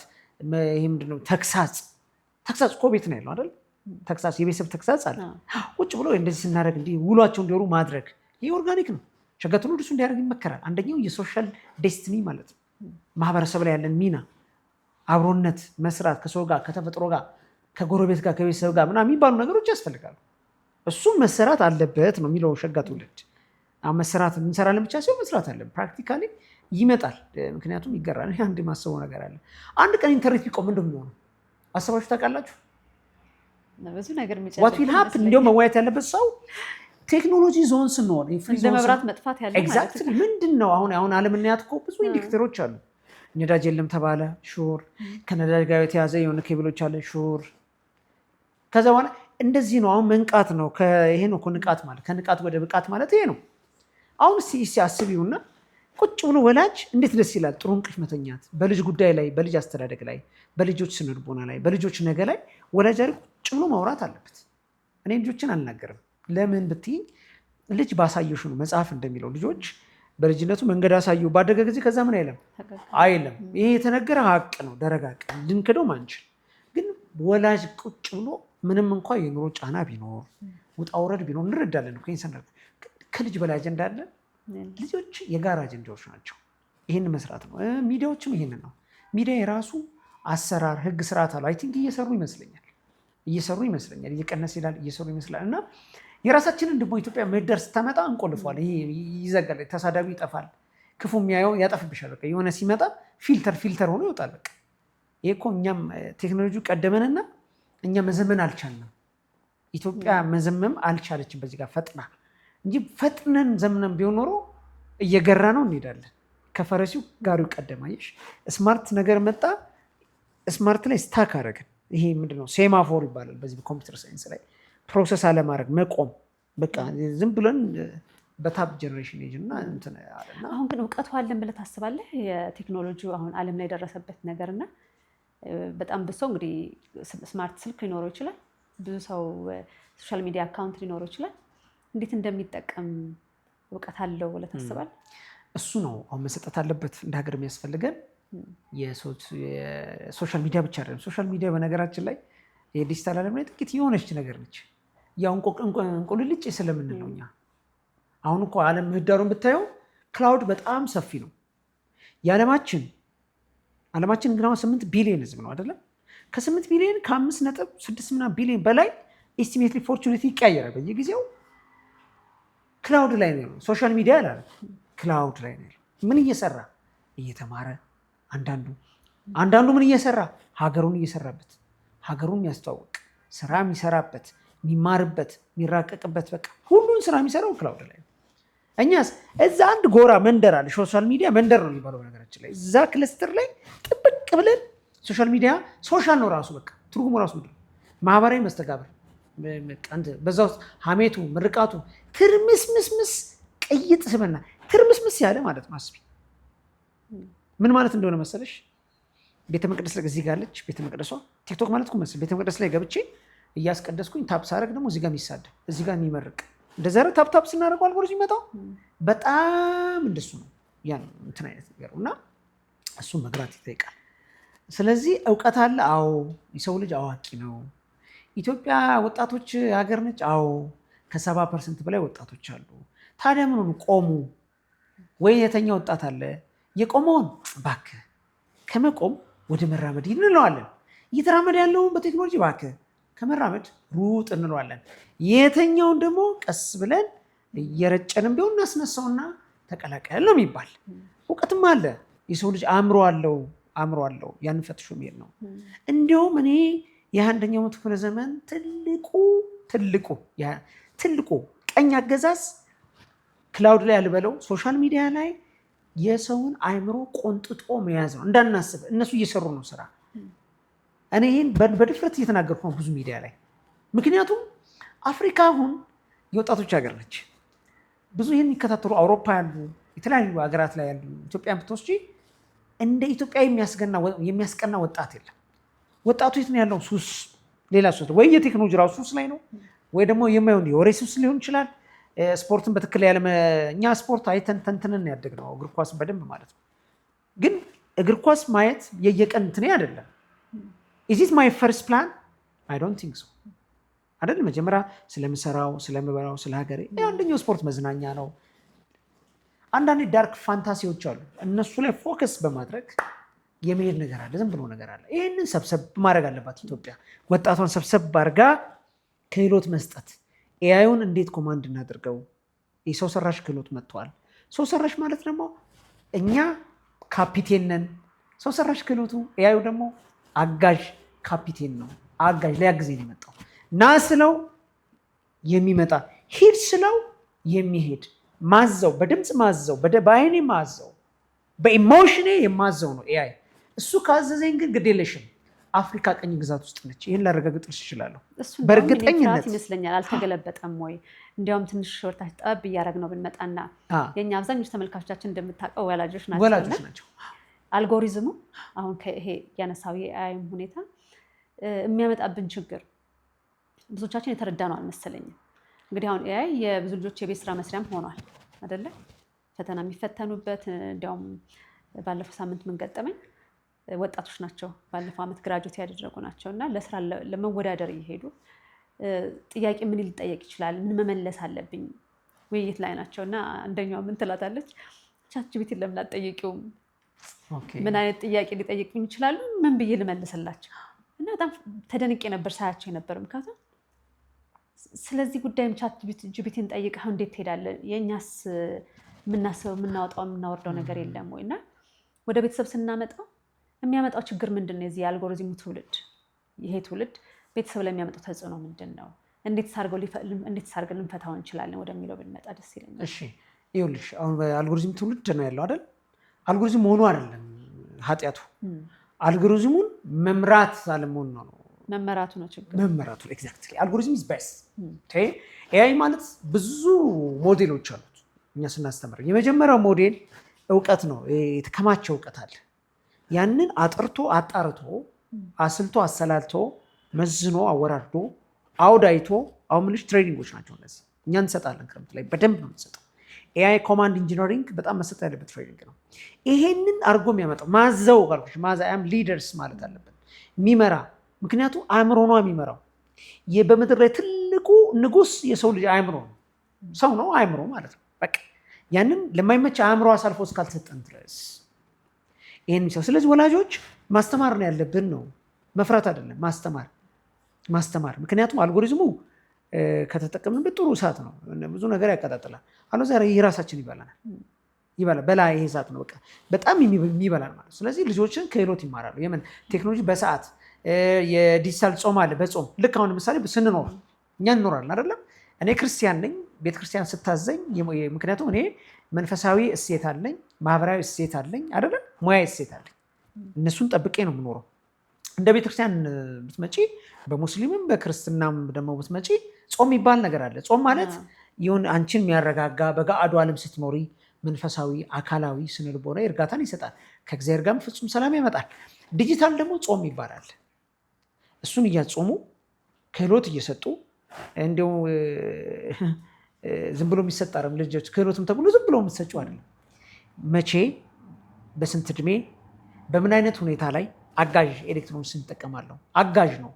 በደንብ አዳምጡኝ። ሹም ነው። እኛ ይሄ ሹመኛ እኮ ኤአይ ሹመኛ ነው። የሾመው የሰው ልጅ ነው።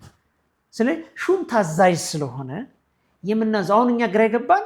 ይህን ስለቆመ እኮ ይሆን ይኸውልሽ፣ ግድ የለሽም ሮዚ 21ኛው ክፍለ ዘመን ቀኝ ግዛት አውሮፓዎች የያዙት ትልቁ ግዛት ወይም the first cyber attack is brain attack ነው። የመጀመሪያ እንዳያስቡ በቃ ልጆቻችን ቁጥር ለመደመር ሁሌም ማሽን የሚያዩ ከሆነ የሆነ ነገር እንዳያሰላሱ ነው። ይሄ ታዛዥ ነው። አንዳንዴ ስራን ለማቀላጠፍ፣ 4-5 ስራ ስመሰራ ከሆነ እዚህ ላይ ግማሹን አግዘኝ ይላለሁ። አእምሯችንን ሞር እንድናደርግ ነው እንጂ ኤአይ በራሱ በጣም ዲፕ ለርኒንግ ነው። ዳታ ያሰላስላል። ብዙ የተከማቸ በጣም የተሰላሰለ መረጃ ይዞ ይመጣል። ጥናት ያቀላል። አጋዥ ነው፣ በቃ አገልጋይ ነው። ስለዚህ አልጎሪዝም ከገባን ምርጥ አገልጋይ ነው። ካልገባን ግን ጨካኝ መሪ ነው። በጣም ጨካኝ ሩዲ ነው። በጣም ያጠፋናል። በአሁን ሰው ራሱን አጠፋኝ በለው ስሜትሽን እኮ ይቀይሯል። ሰው ወዶ እኮ አይደለም። ይቺ ስኳሯ ትመጣና ከንፈር ላይ ልክ እንትን ወያት በው አይነት ነገር የሆነ ገንዘብ ይመጣል። ያችን ይለምዳሉ። በቃ ሰው ላይክ አድርገኝ ነው። እዚህ ጋር እሴት ይጣስ እግዚአብሔር የሚባል ነገር አለው። እግዚአብሔር ነውና የሰው ማህበረሰብ እሴት ሀገር ነኖ ማይ ቢዝነስ በቃ ገንዘቡ ይምጣል፣ ቻፖ ይምጣ ነው አለቀ። ገንዘቡ እንዴት ብሎ ይምጣ? ያን እንዲያመጣ ሳላይቭ ነው የሚያደርገው። በጣም ያሰላል። ስለዚህ የሰው ሰራሽ ክህሎት ስልጠናዎች አሉ። ቅድም ያልኩሽ በየትምህርት ቤት እንትን ውስጥ ይግቡ ምልሽ ይሄንን ነው ልጆች እንዲማሩት።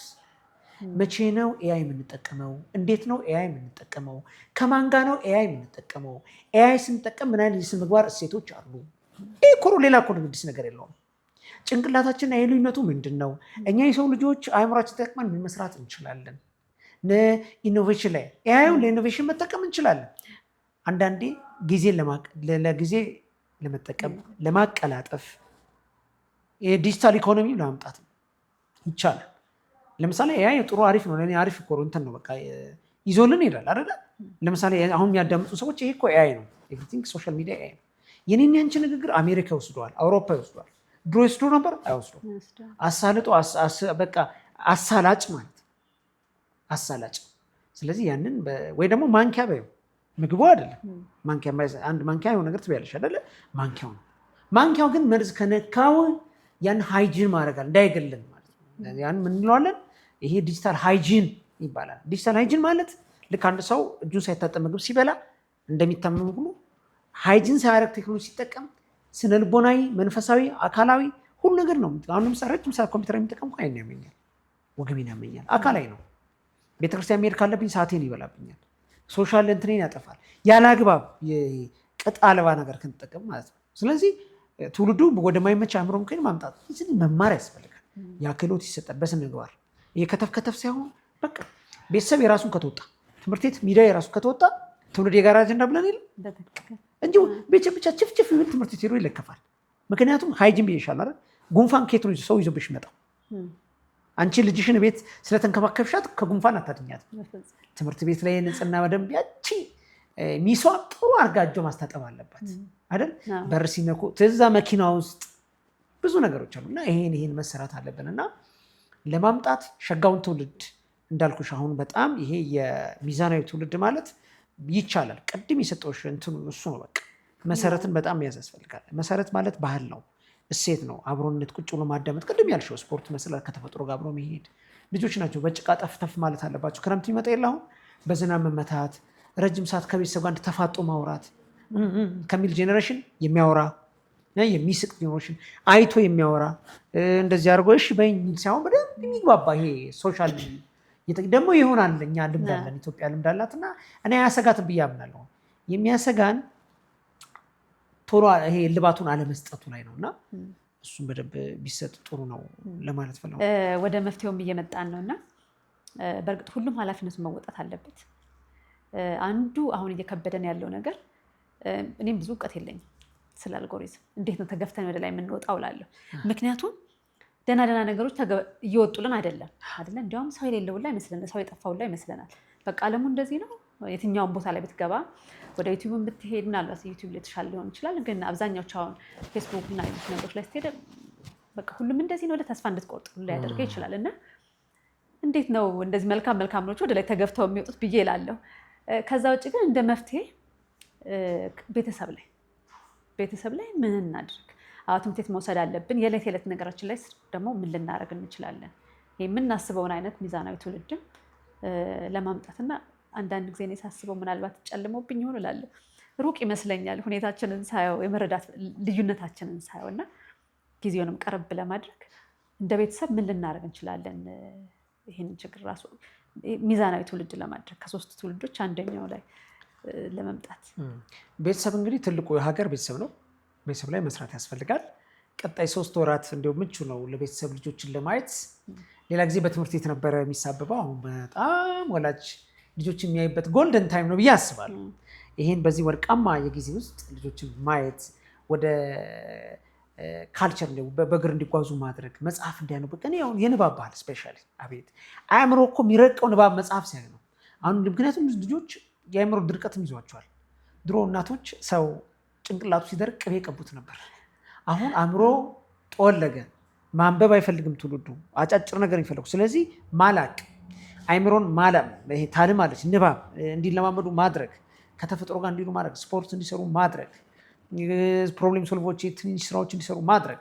ይሄ የቤተሰብ ድርሻን በተለይ ወላጅ ህጻናቶችም ማለት ነው። ህጻናት የአርጎኒዝም እነሱ ላይ ስላሉ ረጅም ሰዓት ጌም መጫወት ይነግድ በቃ ይሄ እነዚህ ሰዎች እኮ አቴንሽን ስፓን ይሄ የማሰብ አርቆ የማሰብ ረጅም ጊዜ ሀሳብ ላይ የመቆየት እንትናችን እየወረደ ነው የመጣውና በእኛ ይብቃ ብሎ እነሱ ላይ በደንብ በመስራት ጥሩ ነው። ከድንዛዜው ወደ ንቃቱ ቢመጣ እና ወላጅ ዞር ብሎ ማየት፣ ጥዶ ዘር አይደለም፣ ዞር ብሎ ማየት፣ ማማሰል በትክክል እንዳያሩ ማለት ነው። ስለዚህ ያን ለማድረግ ከሀገር በቀል እውቀት ጋር ልጆችን ማስተዋወቅ ያስፈልጋል። የንባብ ባህል እንዲያዳብሩ ከልጆች ማስታወቅ ያስፈልጋል። የእግር ጉዞ እንዲያደርጉ ልጆች ጋር ማስታወቅ ያስፈልጋል። ሰው እንዲሸጡ ከሰው ጋር እንዲሆኑ ይሄ ማድረግ የሚቻልበት ትልቅ እድል አለ እና እንዲህ አይነት ትውልድ ሲሆን ሸጋ ትውልድ ይሆናል፣ ሚዛናዊ ትውልድ ይሆናል። እንደ እድሜያቸውን ፈቅዶ ደግሞ ቴክኖሎጂ ሲሆን ፊልተር የሆኑ የምንጠቀምባቸው ቴክኖሎጂ አውድማዎች አሉ። ያንን የቴክኖሎጂ አውድማ ላይ ሄደው በትክክል አረሙን እየነቀሉ እዛ አውድማ ላይ ትክክለኛውን ዘር የሚተኩ ነገሮች አሉ። ጌም ቢባል አስተማሪ ጌሞች አሉ። ጌም ማለት ፈዞ አፍዛ ደንግዝ መቆየት ሳይሆን ጭንቅላትን የሚያሰራ ጌሞች ይኖራሉ። ባህልን የሚያስተዋውቁ ትምህርት ላይ አጋዥ እንዳልኩሽ ልጆችን ሊያግዛቸው የሚችል ቲቶር ሊማሩ ይችላል። እንዲህ አይነት ነገር ላይ ያን እየዋጁ ይሄን ነው ዘመን መዋጀት አለባቸው ልጆች እና እንዲዋጁ ደግሞ ያን ማነካከት ቬሪ ኢምፖርታንት። ስለዚህ አስፈላጊ ነገር ነው እና ወላጅ የመጀመሪያው ተቋም ወላጅ ነው እና ወላጅ በቃ ይሄንን ትክክል ብሎ ማየት ነው። ቤት ነው የሚሰራው። በተለይ እናቶች፣ ወላጆች፣ ሞግዚቶች ዛሬ ሞግዚት ያው ሲጠበቅ ህጻናት ያው ሞግዚት ቴሌቪዥኑ አለ፣ ሞግዚቷን ሞባይል ትይዛለች። ያ ልጅ የሰው ፍቅር ሳያት ያድጋል፣ አይዞሌትድ ይሆናል አይደል? በብቸኝነት የሚባለው ያውቃል። ከዛ ኢጎ ሴንትሪክ ይሆናል። ስነ ልቦና ነገሮች ብዙ ያወጣል። ከዛ ሲያድግ ሰው አያናግርም። ምክንያቱም አላጫወተችም ሞግዚቷ። እዛ ጋር መዝሙር አላሰማችሁም ወይ ሙዚቃ አላሰማችሁም። አላለቀሰም። በደንብ አልቅሶ በደንብ በመሬት ንክቶ አላደገም። በቃ ተትቶ ነው። ወላጅ ስራ ነው። ይሄ የምናየው ነገር ነው። ስለዚህ እዚህ ላይ በጣም ስል ጎርጎ ቢሰራ ወላጅ ጥሩ ነው። በደንብ መስራት ያለብን ነገር እሱ ነው እና ዲጂታል ማዘርሁድ ቬሪ ኢምፖርታንት። የዲጂታል እናትነት ጥሩ ነው። ያ ማለት ምን ማለት ነው? እድሜያቸው ከ7 ዓመት በታች የሆኑትን ኢትስ ፎርቢድን ቶታሊ እኔ አልስማማም በሱ እሱ ነው በጣም ብዙ ወላጅ ላይ የምናየው አይደል? ከ7-8 ዓመት በላይ ከሆኑ ግን ለትምህርታቸው የሚያገዝ ፋሚሊ ኮንትሮል የሚባል አለ ውስጥ ይሰራል። ሴቲንጉ ላይ በደንብ ይሰራዋለሽ። መስመር ማስያዝ እኮ ነው በነገራችን። እያስያዙ ያንን እያደረጉ ዴታ እንትን እንዲያደርጉ ማድረግ፣ ባህላቸው እንዲያውቁ ማድረግ፣ እንዲጫወቱ ማድረግ። ልጆች ትኩረትና እይታ ይፈልጋሉ። እይታ አንቺን አይቶ ነው። አሁን ወላጅ እንደዚህ እያያዘ ልጅ መከልከል ከባድ ነው። ልጅ ያየው ነው የሚመስለው እና ያንን ቢሰራ ጥሩ ወላጅ ላይ እሱ ነው በጣም ከሚያስፈልጉ ነገሮች እሱ ነው። ያጣንበት እሴት እሱ ነው እና ስሩ እሱ ነው እና ዋርካ ነች ሀገር። ስለዚህ ቴክኖሎጂ መቅዳትም መጠቀም አስፈላጊ ነው። ሮዚ አሪፍ ነገር ነው። ጥሩ ይሽሮ ደስ ብሎኛል ስላወራን። በአንድ አውርተን የምንጨርሰው ነገር አይደለም። በጣም ብዙ ስራ እንደሚያስፈልገው እሙን ነውና ሸጋ ትውልድም የሚያስበውን ሁላችንም የምንመኘውን ትውልድ ለማምጣት ጥሩ ስራ ይሰራል ብዬ ተስፋ አደርጋለሁ። ውጤታማ ትሆናላችሁ።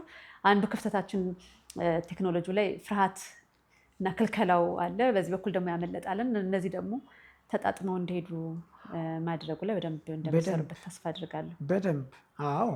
ለምሳሌ ባህል፣ እሴት፣ እውቀት፣ ጥበብ ምናምን ልብ ቢሆን ቴክኖሎጂን ደግሞ አእምሮ ብናደርግ ልብ ያመላለሰውን አእምሮ ልብ ላይ ነው የሚሰራውና ሞር መስራት ይችላል። ልብን እንደ ጥበብ እውቀት ሚዛናዊ። ስለዚህ ሰው ህሊና ያለው የሚመዝን ነው። በቃ በልቡናው ጋዳ ነው እውቀት የሚቀመጠው። አእምሮ ሰሌዳን ችግር የለም፣ ቴክኖሎጂ እንጠቀም ሰሌዳውን። ጓዳውን ግን ሚስጥሩን ግን የሰው ልጅ እንድታነብ ይወራል ልቡና ነው። ስለዚህ ያን በደንብ መስራት ይፈልጋል። ልጅ በጥበብ ይደግ የሚባለው ለዛ ነው። ዝም ብሎ እኮ የተባለ አይደለም። ልጅ 3 ነገር ነው፣ ጥበብ ይፈልጋል፣ እውቀት ይፈልጋል፣ ፍቅር ይፈልጋል። እነዚህን ካለ የነዚህ ሲጨመቅ ደግሞ ሞገስ ያገኛል ማለት ነው።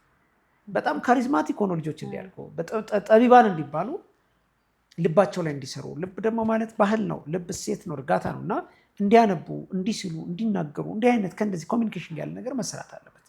አለበለዚያ በ20-30 በአሁን ከትንሽ ከ4-5 ዓመት በኋላ እንዳልኩሽ የዓለማችን 90% ዲጂታል ዓለም ላይ ነው የሚኖረው።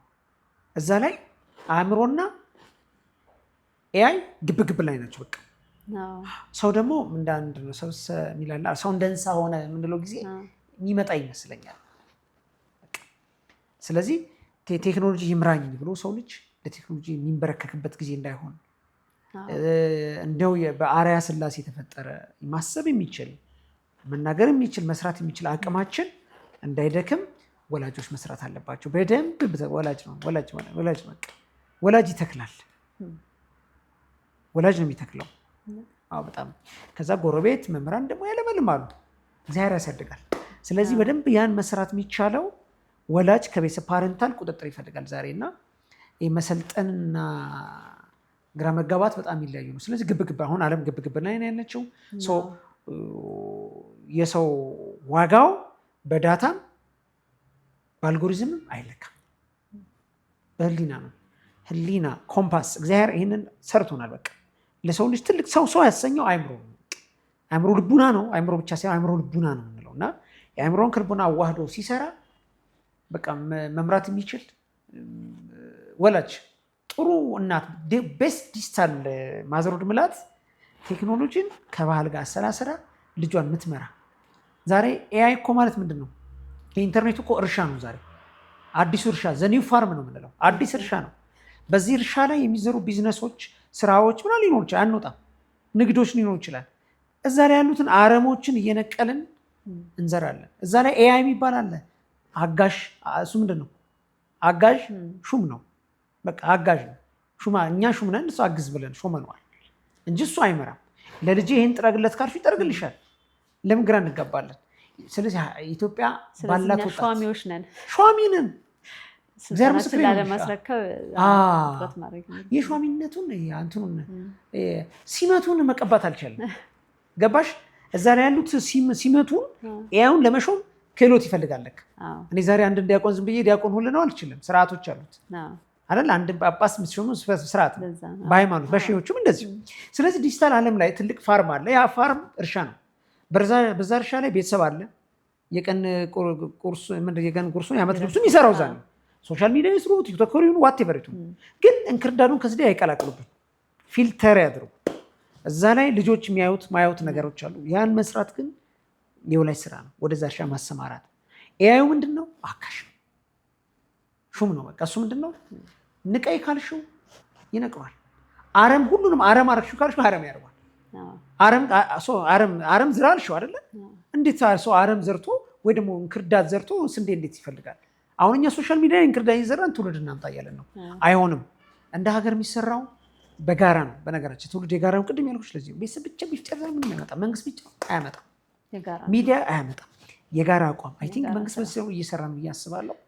ከዛ እናድጋለን። ያስፈልጋል፣ ያስፈልጋል፣ በጣም ያስፈልግ ነገሮች ናቸው። አጋዥ ነው፣ ያስፈልጋል። ግን ስሜት የለውም፣ እንዳትረሽ፣ መንፈስ የለውም። አጋዥ ነው። የሰው ልጅ ስሜት አለው።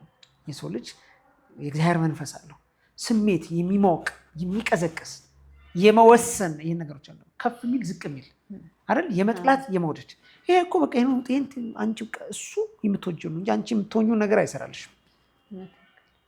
እግዚአብሔር ሰው ሆኖ ስላለን እኛ ሰው መሆን ስራዎች እና እንሰራለን ብዬ። ምክንያቱም ኢትዮጵያ ቱባ የሆነ ባህል አላት።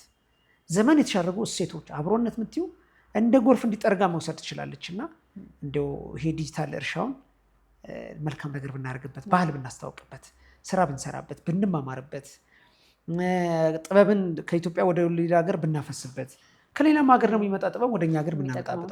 ኤክስፖርት ማድረግ አለብን። ዲጂታል ኤክስፖርት ይባላል ዛሬ። አትከፊበት። ለምን እንክርዳድ እንሰጣለን? ጽድት ያለ ጽድ የሆነ ስራዎች መስራት ይቻላል። እውቀትንም ምናምን። ለዚህ ሁላ ግን የኤአይ ክህሎት መማር አለብን። ማንም እንደ ዜጋ እውቀት ያስፈልጋል። በትክክል ለመምራትም ለመመራትም አይደለ? በትክክል የሚጠቅመንን መሪም ለመምረጥ በትክክልም ደግሞ ለመመራት እውቀት ይፈልጋል ብዬ አስባለሁ። እሱን ነው ደግሞ ያካፈልከን የነገርከን። አመሰግናለሁ። ጥሩ ቁም ነገሮች ናቸው ያካፈልከን። እንግዲህ ቁም ነገር የሚፈልግ ቁም ነገር መስማት የሚወድ እና ራሱን መግራት ማስተካከል ለልጆቹም ለቤተሰቡም ኮንሰርንድ የሆነ ሰው በሙሉ ይሰማዋል ብዬ ነው ተስፋ የማደርገው። አንድ ቆንጆ ነገር ልንገርሽ። ብዙ ሰዎች የሚሉት እንዲያው ላይክ የላችሁ ምናምን ይላችኋል አይደል? አሁን ፊልተሪንግ ኢትዮጵያ ውስጥ ሲመጣ በጣም ይታዩት የተሳደቡት አይደሉም። እንዳንቺ እንደዚህ የሚሰሩት ትንሽዬ ያላቸው አልጎሪዝሙ እያሸተተ ይፈልጋቸዋል። ውጭ ለሀገር የትኛው ነው ለሀገራዊ ግንባታ ለትውልድ ግንባታ ይህ በአጭር ዓመት ይሆናል። ምስክር ሆነች ትጠርኛለሽ እዚህ አሜን ብለህ በአጭር ጊዜ የሚሆነው ፊልተሪንግ ኢትዮጵያ እየሰራች ስለሆነ አሁን ብዙ የታየ የሚባለው ተሰርቦ ይወጣል ከገበያው። ስለዚህ ኢትዮጵያ የራሷ የክላስተር አለን እንደ ሀገር። ስለዚህ መንግስት ይህን የሚሰራው አካል ኤአይ በቃ እንዲህ አይነት ኮንቴንቶች ከዛ ቅድም ብዬሻለሁ አልጎሪዝሙ ጅል ነው ብዬሻለሁ ይሰጠው በቃ ይታዘዛል። በቃ እንደዚህ አይነት ለቅማ አምጣ ይባላል። ያንን ይዛል። ይህ ምን ተብሎ ይጠራል? አሁን የምትሰሩ ስራ ዲጂታል አሻራ ይባላል። ዱካ ለዚህ ነው መጽሐፍ ጻድቅ ምንድነው ያለ ፍርሃት እንዳንበሳ ይሄዳል አይደለም ይሄዳል የሚለው እና ዱካችን ነው። ይሄ ዱካ ነው። እሱ ዱካ እኮ ይሰራሽ ለትውልድ የሚሄድ ነው። አሁን እኛ አሁን ተመርቶ ትውልድ ነው የሚሰራ ሰው እኮ አሁን ተመርቶ በኋላ መርካቶ አይነት ሀሳብ የለውም። ይሄ ማውራት ነገር ተመንዘን የሆነ ሰዓት ላይ ትወጣለች። አንድ ተብሎ ነበረ አንድ ይስብ የለኛ ሰው አሁን ያወራሽ እኮ ሸጋ ነገር ነው። መጥፎ ነገር የለም። ያው ሰንጣቂ ቢመጣ ይመቷል ማለት ነው። ማጥሪያ የሚባል ፊልተሪንግ ወይ ደግሞ በዚህ በሳይበር ሴኩሪቲ ላይ እንትን ዲቴክሽን የምንለው አንድ ሲስተም አለ። ፊልተር ዲቴክሽን የምንለው እሱ ይተገበራል። ሲተገበር በቃ አሁን እንዴት መልካም ነገር አውርቼ ገንዘብ ላገኝ፣ እንዴት ኢትዮጵያን አስተዋውቄ ባህሌን፣ ወግ ስርዓቴን፣ የአለባበስ ስርዓቴን፣ የንግግር ለዛዬን አይደል የአስተሳሰብ ምጥቀቴን ኢትዮጵያ ውስጥ ያሉ ባህላት ምጡቅ የሆኑ ባህል እሴቶቻችን የአብሮነታችንን እውቀቶቻችን ኢትዮጵያን ዊዝደም ይህን ይቆፈራል። ስለዚህ አንብቡ። ማንበብ ጥሩ ነው። ሰው ባነበብን ቁጥር ይደረጋል። ለተወሰነ ጊዜ ዓለም ላይ ያለ ይሄ ኢፌክት ነው ይጠፋል። እና ይህን እንዳትሳቀቂ ብዬ ነው። ይሄ እንከታተለን። ይኸውልሽ ዲጂታል አሻራ ሰው አልገባው በሁለት ነው። አንድ ክፉ የዘራ ይመነዘርበታል። አሁን ተሳድቦ ሳንቲም ያገኘ በልጅ ልጁ ያገኘዋል። ወይኔ የኔ አያቴንም እንደዚህ ተሳዳቢ ነበር። ወይኔ ለእነሱ ማይጠነቀቅ ትውልድ ማለት ነው። ጥሩ የሰራ ግን ለዘር ነው ይዘረዘራል። በቃ የሚሄድ ነው። ይኸው ደግሞ ያግዛል። ታውቂያለሽ የኔና አንቺን በፈረንጅኛም ይቀይረዋል፣ በአረብኛም ቀይሮ ወደ ትውልድ ትራንስሌት ያደርጋል። የአይ ትራንስሌተር ስላለው እና ምንም ያወጋጋን ነገር የለም። ምክንያቱም ቀስ ስለው ሀገር ትውልድ የሚገነባው ቀስ ነው። ሳይሞቅ መፍላት ጥሩ አይደለም። አሁን የአልጎሪዝሙ ሳይሞቁ እያፈላቸው ስለሆነ ማለት ነው። ሰው ሂደት መጠበቅ አለበት። ሂደት ባይሆን ኖሮ እግዚአብሔር ሁሉን ነገር በአንድ ቀን ፈጥሮ ይጨርስ ነበር። ስለምን የሰው ልጅ መጨረሻ ፈጠረው? ስለምን እግዚአብሔር ሰኞ የሚባል ቀን ፈጠረ? ስለምን ማክሰኞ የሚባል ቀን ፈጠረ? ስለምን ሮብ የሚባል ቀን ፈጠረ? የእያንዳንዱ ሂደት አለው ማለት ነው። ስለምን የሰው ልጅ እግዚአብሔር መጨረሻ በዕለተ ዓርብ ፈጠረው? ዓላማ አለው ማለት ነው። በዓላማ የሚኖር ትውልድ በዓላማ ትውልድ በጥበብ በስርዓት ነው የሚገነባውና እንዲሁም እናወራዋለን። ዲጂታል አሻራ ቀል መስሎታል ሰው። አንዳንድ ሰዎች ከሆነ ሶሻል ሚዲያ ላይ ራሳቸው ላይ መጥፎ ነገር የሚያደርጉት አሻራውን እንደማያቷቸው ስለሚያውቁ በቃ አይጠፋማ። አንዴ ገብቷል፣ አንዴ ተይዟል። እኔ በዝግ ቤት የሆነ ሰው አማን አይደል በእነሱ እንዳትናገር ካልኩሽ አንቺ ሄደሽ ብታወሪ እንዳትታመኝ ይቻለሽ። ያ ግን የተቀረጸ ያየ ቁጭ አለ ነው። ሰው ስራው ነው የሚከተለው። ለዚህ ነው እና ዲጂታል አሻራ እንዳልኩሽ ለምጽ ነው። እግዚአብሔር ይጠብቀን። አሁን በአዲስ ኪዳን እያየ ነው መቼም ሊቃውንቱ እንዳይቀየሙን እንጂ አሁን ያለንበት ዘመን አሻራ እያስወጣ ያለ ነው። ዲጂታል እንትኑ እላለሁ አንዳንድ ጊዜ እኛን በደንብ አድርጎ ዲጂታል እንትኑ ምህዳሩ የሰውን ልጅ በደንብ ቁጭ አድርጎ ያሳያል። ሃይማኖት አለ የሚለው ሃይማኖት የሞራል ውድቀትን የሞራል ኪሳራን ያየንበት በአንዳንዶች የትውልድ ኪሳራ እኔ ልገን ያለበት ማለት ነው። ሰው መግደል ማለት አሳሲኔትድ ማለት እኮ ካራክተር አሳሲኔት ሰውን በመግደል ድሮ ሰውን በድንጋይ ነው ቃይል፣ አሁን እኮ በስም ማጥፋት ሰው እየተገደለ ነው ያለው። እና እነዚህ ነገሮችን ደግሞ በጊዜው እየጠሩ ይሄዳሉ። ባይዘው እየጠሩ ያው ቻሌንጅ ያደርጋል። ኤአይ እንቋቋመዋለን። ሸጋ ትውልድ ደግሞ ይሰራል፣ አይቆም፣ ትውልድ ይቀጥላል። ምክንያቱም ትውልድ ማለት ሮዚ የእግዚአብሔር የእጁ ስራዎች ናቸው። እኔና አንቺ ብንተዋቸው እግዚአብሔር አይተዋቸው። ትውልድ እግዚአብሔር አይቶም ትውልድን አይቶ፣ ምክንያቱም የትውልድ ባለቤት አስገኝ ስላለ ማለት ነው። እና እንዲህ አይነት ነገር ላይ በጣም መሰራት አለበት። ስለዚህ ዘመናችን የሞራል የመልካም እሴት ኪሳራ ውስጥ ነን። ከዛ ደግሞ ተፈንጥረን ደግሞ የምንወጣበት ጊዜ ይመጣል ብዬ አስባለሁ። ይሄ አዚም ነው። እኔ ህዝብን አልወቅስም። ይህን የቴክኖሎጂ አባዜ ቀስ ብለን እያጠራ ነው አይደለ? በራ እየሆነ አይደል? ይመጣል፣ ይስተካከላል። በልጆቻችን ደግሞ ብዙ ነገር ተስፋ የምትሰሩባቸው ልጆች በአንድ በኩል ተስፋ የምናደርገው የሚገርሙ ልጆች እየመጡ ነው። በጣም ለወላጆቻቸው አስተማሪ የሚሆኑ ልጆች እያየን ነው። እና እንግዲህ በስራችሁ ሁሉ መልካም ነገር ሰርታችሁ የሚታሰበውን የትውልድ ለውጥ እንድታመጡ እመኝላችኋለሁ። አግዙ። ያው አንቺ እያገሽ ነው ጀምረሻል። ልጆቻችን እንትን ሀገራዊም ስለሆነ ታች ባለውም አድራሻ በመደወል ማግኘት ይችላሉ። ኮንታክት ማንቺ ጋርም ስላለ ማግኘት ይችላሉ። በጋራ ነው የሚሰራው እና እንደሱ ነው። ኢትዮጵያ አሁንም ሸጋ ትውልዶች አሏት። ምቹ ቤት ለውጥ እንደዋዛ አይመጣም፣ እንደዋዛ ግን ይጀመራል ይላል። ትንሽ ነገር እንጀምራለን፣ ከዛ ቀስ እያለ ምቹ ስለሆነ ነው ያላወራሁት። የግል ታሪክ ብዙ አዋዎች አላውቅም። እውነት እግዚአብሔር ባወቅና ደስ ብዬ አወራሁት። በቃ ትውልድ ላይ ማውራት ከሆነ አላማችን ለውጥ ማምጣት ነው። ትክክል እንጂ እንደዚህ ዝም ብሎ አልን ለማለት ወይ ደግሞ አወራን ለማለት አይደለም። እና እየለፋችሁበት እየሰራችሁበት ያለውን ነገር ነው ያካፈልከን። የህይወት ተሞክሮ ደግሞ ከሁሉ የበለጠ ነውና ስለ ጊዜ እዚህ መተህ ስላካፈልከን ቁም ነገር እንዲሁም ሸጋ ትውልድ ላይ ስለምሰራው ነገር ከልብ እናመሰግናለን። እግዚአብሔር ያክብርልን። ጥሩ ነገሮችን አካፍለናል፣ ግን ተመልሰን ደግሞ እንገናኛለን። ከቱም አያልቅም ጉዳይ። በተለይ ከወላጆች ጋር በተያያዘ የምናነሳው ሌሎች ጉዳዮች ይኖራሉ ብዬ አስባለሁ። ሌላም ጊዜ እንመጣለን፣ እናግዛታለን። ይህ የምትከታተሉ እንግዲህ የሮዚ በእውነት የምቹ ቤትን ድጋፍ አድርጎ አሁን አሻራችሁ ዲጂታል አሻራ ነው። ዲጂታል አሻራ ነገ በቃ ብርሃን ማለት ወደ ብርሃን የሆነ ሆራይዘን ውስጥ ነው ያለነው። ምንድን አድማስ ውስጥ ነው ያለነው። ከአንድ አድማስ ወደ ሌላ ስንሄድ ብርሃን ነው የሚሆነው አይደል? በጣም የጽድቅ ብርሃን የረድኤት በቃ ሁሉ ጊዜ በቃ ያን ትውልድ የሚያበራበት አብሪ ኮከቦች የሚወጡበት ነው እና ወደዛ መሄድ ነው። ይህንን የሚከታተሉ እንግዲህ ተከታተሏት። ምቹ ቤት መልቲሚዲያ ቆንጆ ፖድካስት ነው የጠየቅሽ።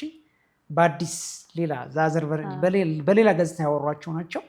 እውነት ለመናገር ሌላ ነበር አወራለሁ ያልኩት የነበረውና ግን ለካ ትውልድ ይሄ ነው በቃ ትውልድ ማለት ይሄ ነውና ጊዜ ጋብዘሽን ስለ ትውልድ በእውነት ለትውልዱ ድምፅም ስለሆንሽ እንደ ሀገር የጠንካራ ሴት ሆነሽ እናቶችንም ስለምታመሰገኝ ስለሰራሻቸውና ቀጣይም ደግሞ ስለምሰራቸው ትልቅ ሀገራዊም የትውልድም ስራ በኢትዮጵያም በትውልድም ስም አመሰግናለሁ።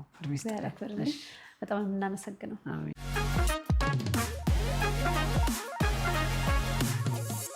መሰረት ሳይጥል ቤት የሚሰራ ማን ነው ይባላል አይደለም? የሁሉም ነገር መሰረት ቤተሰብ ነው።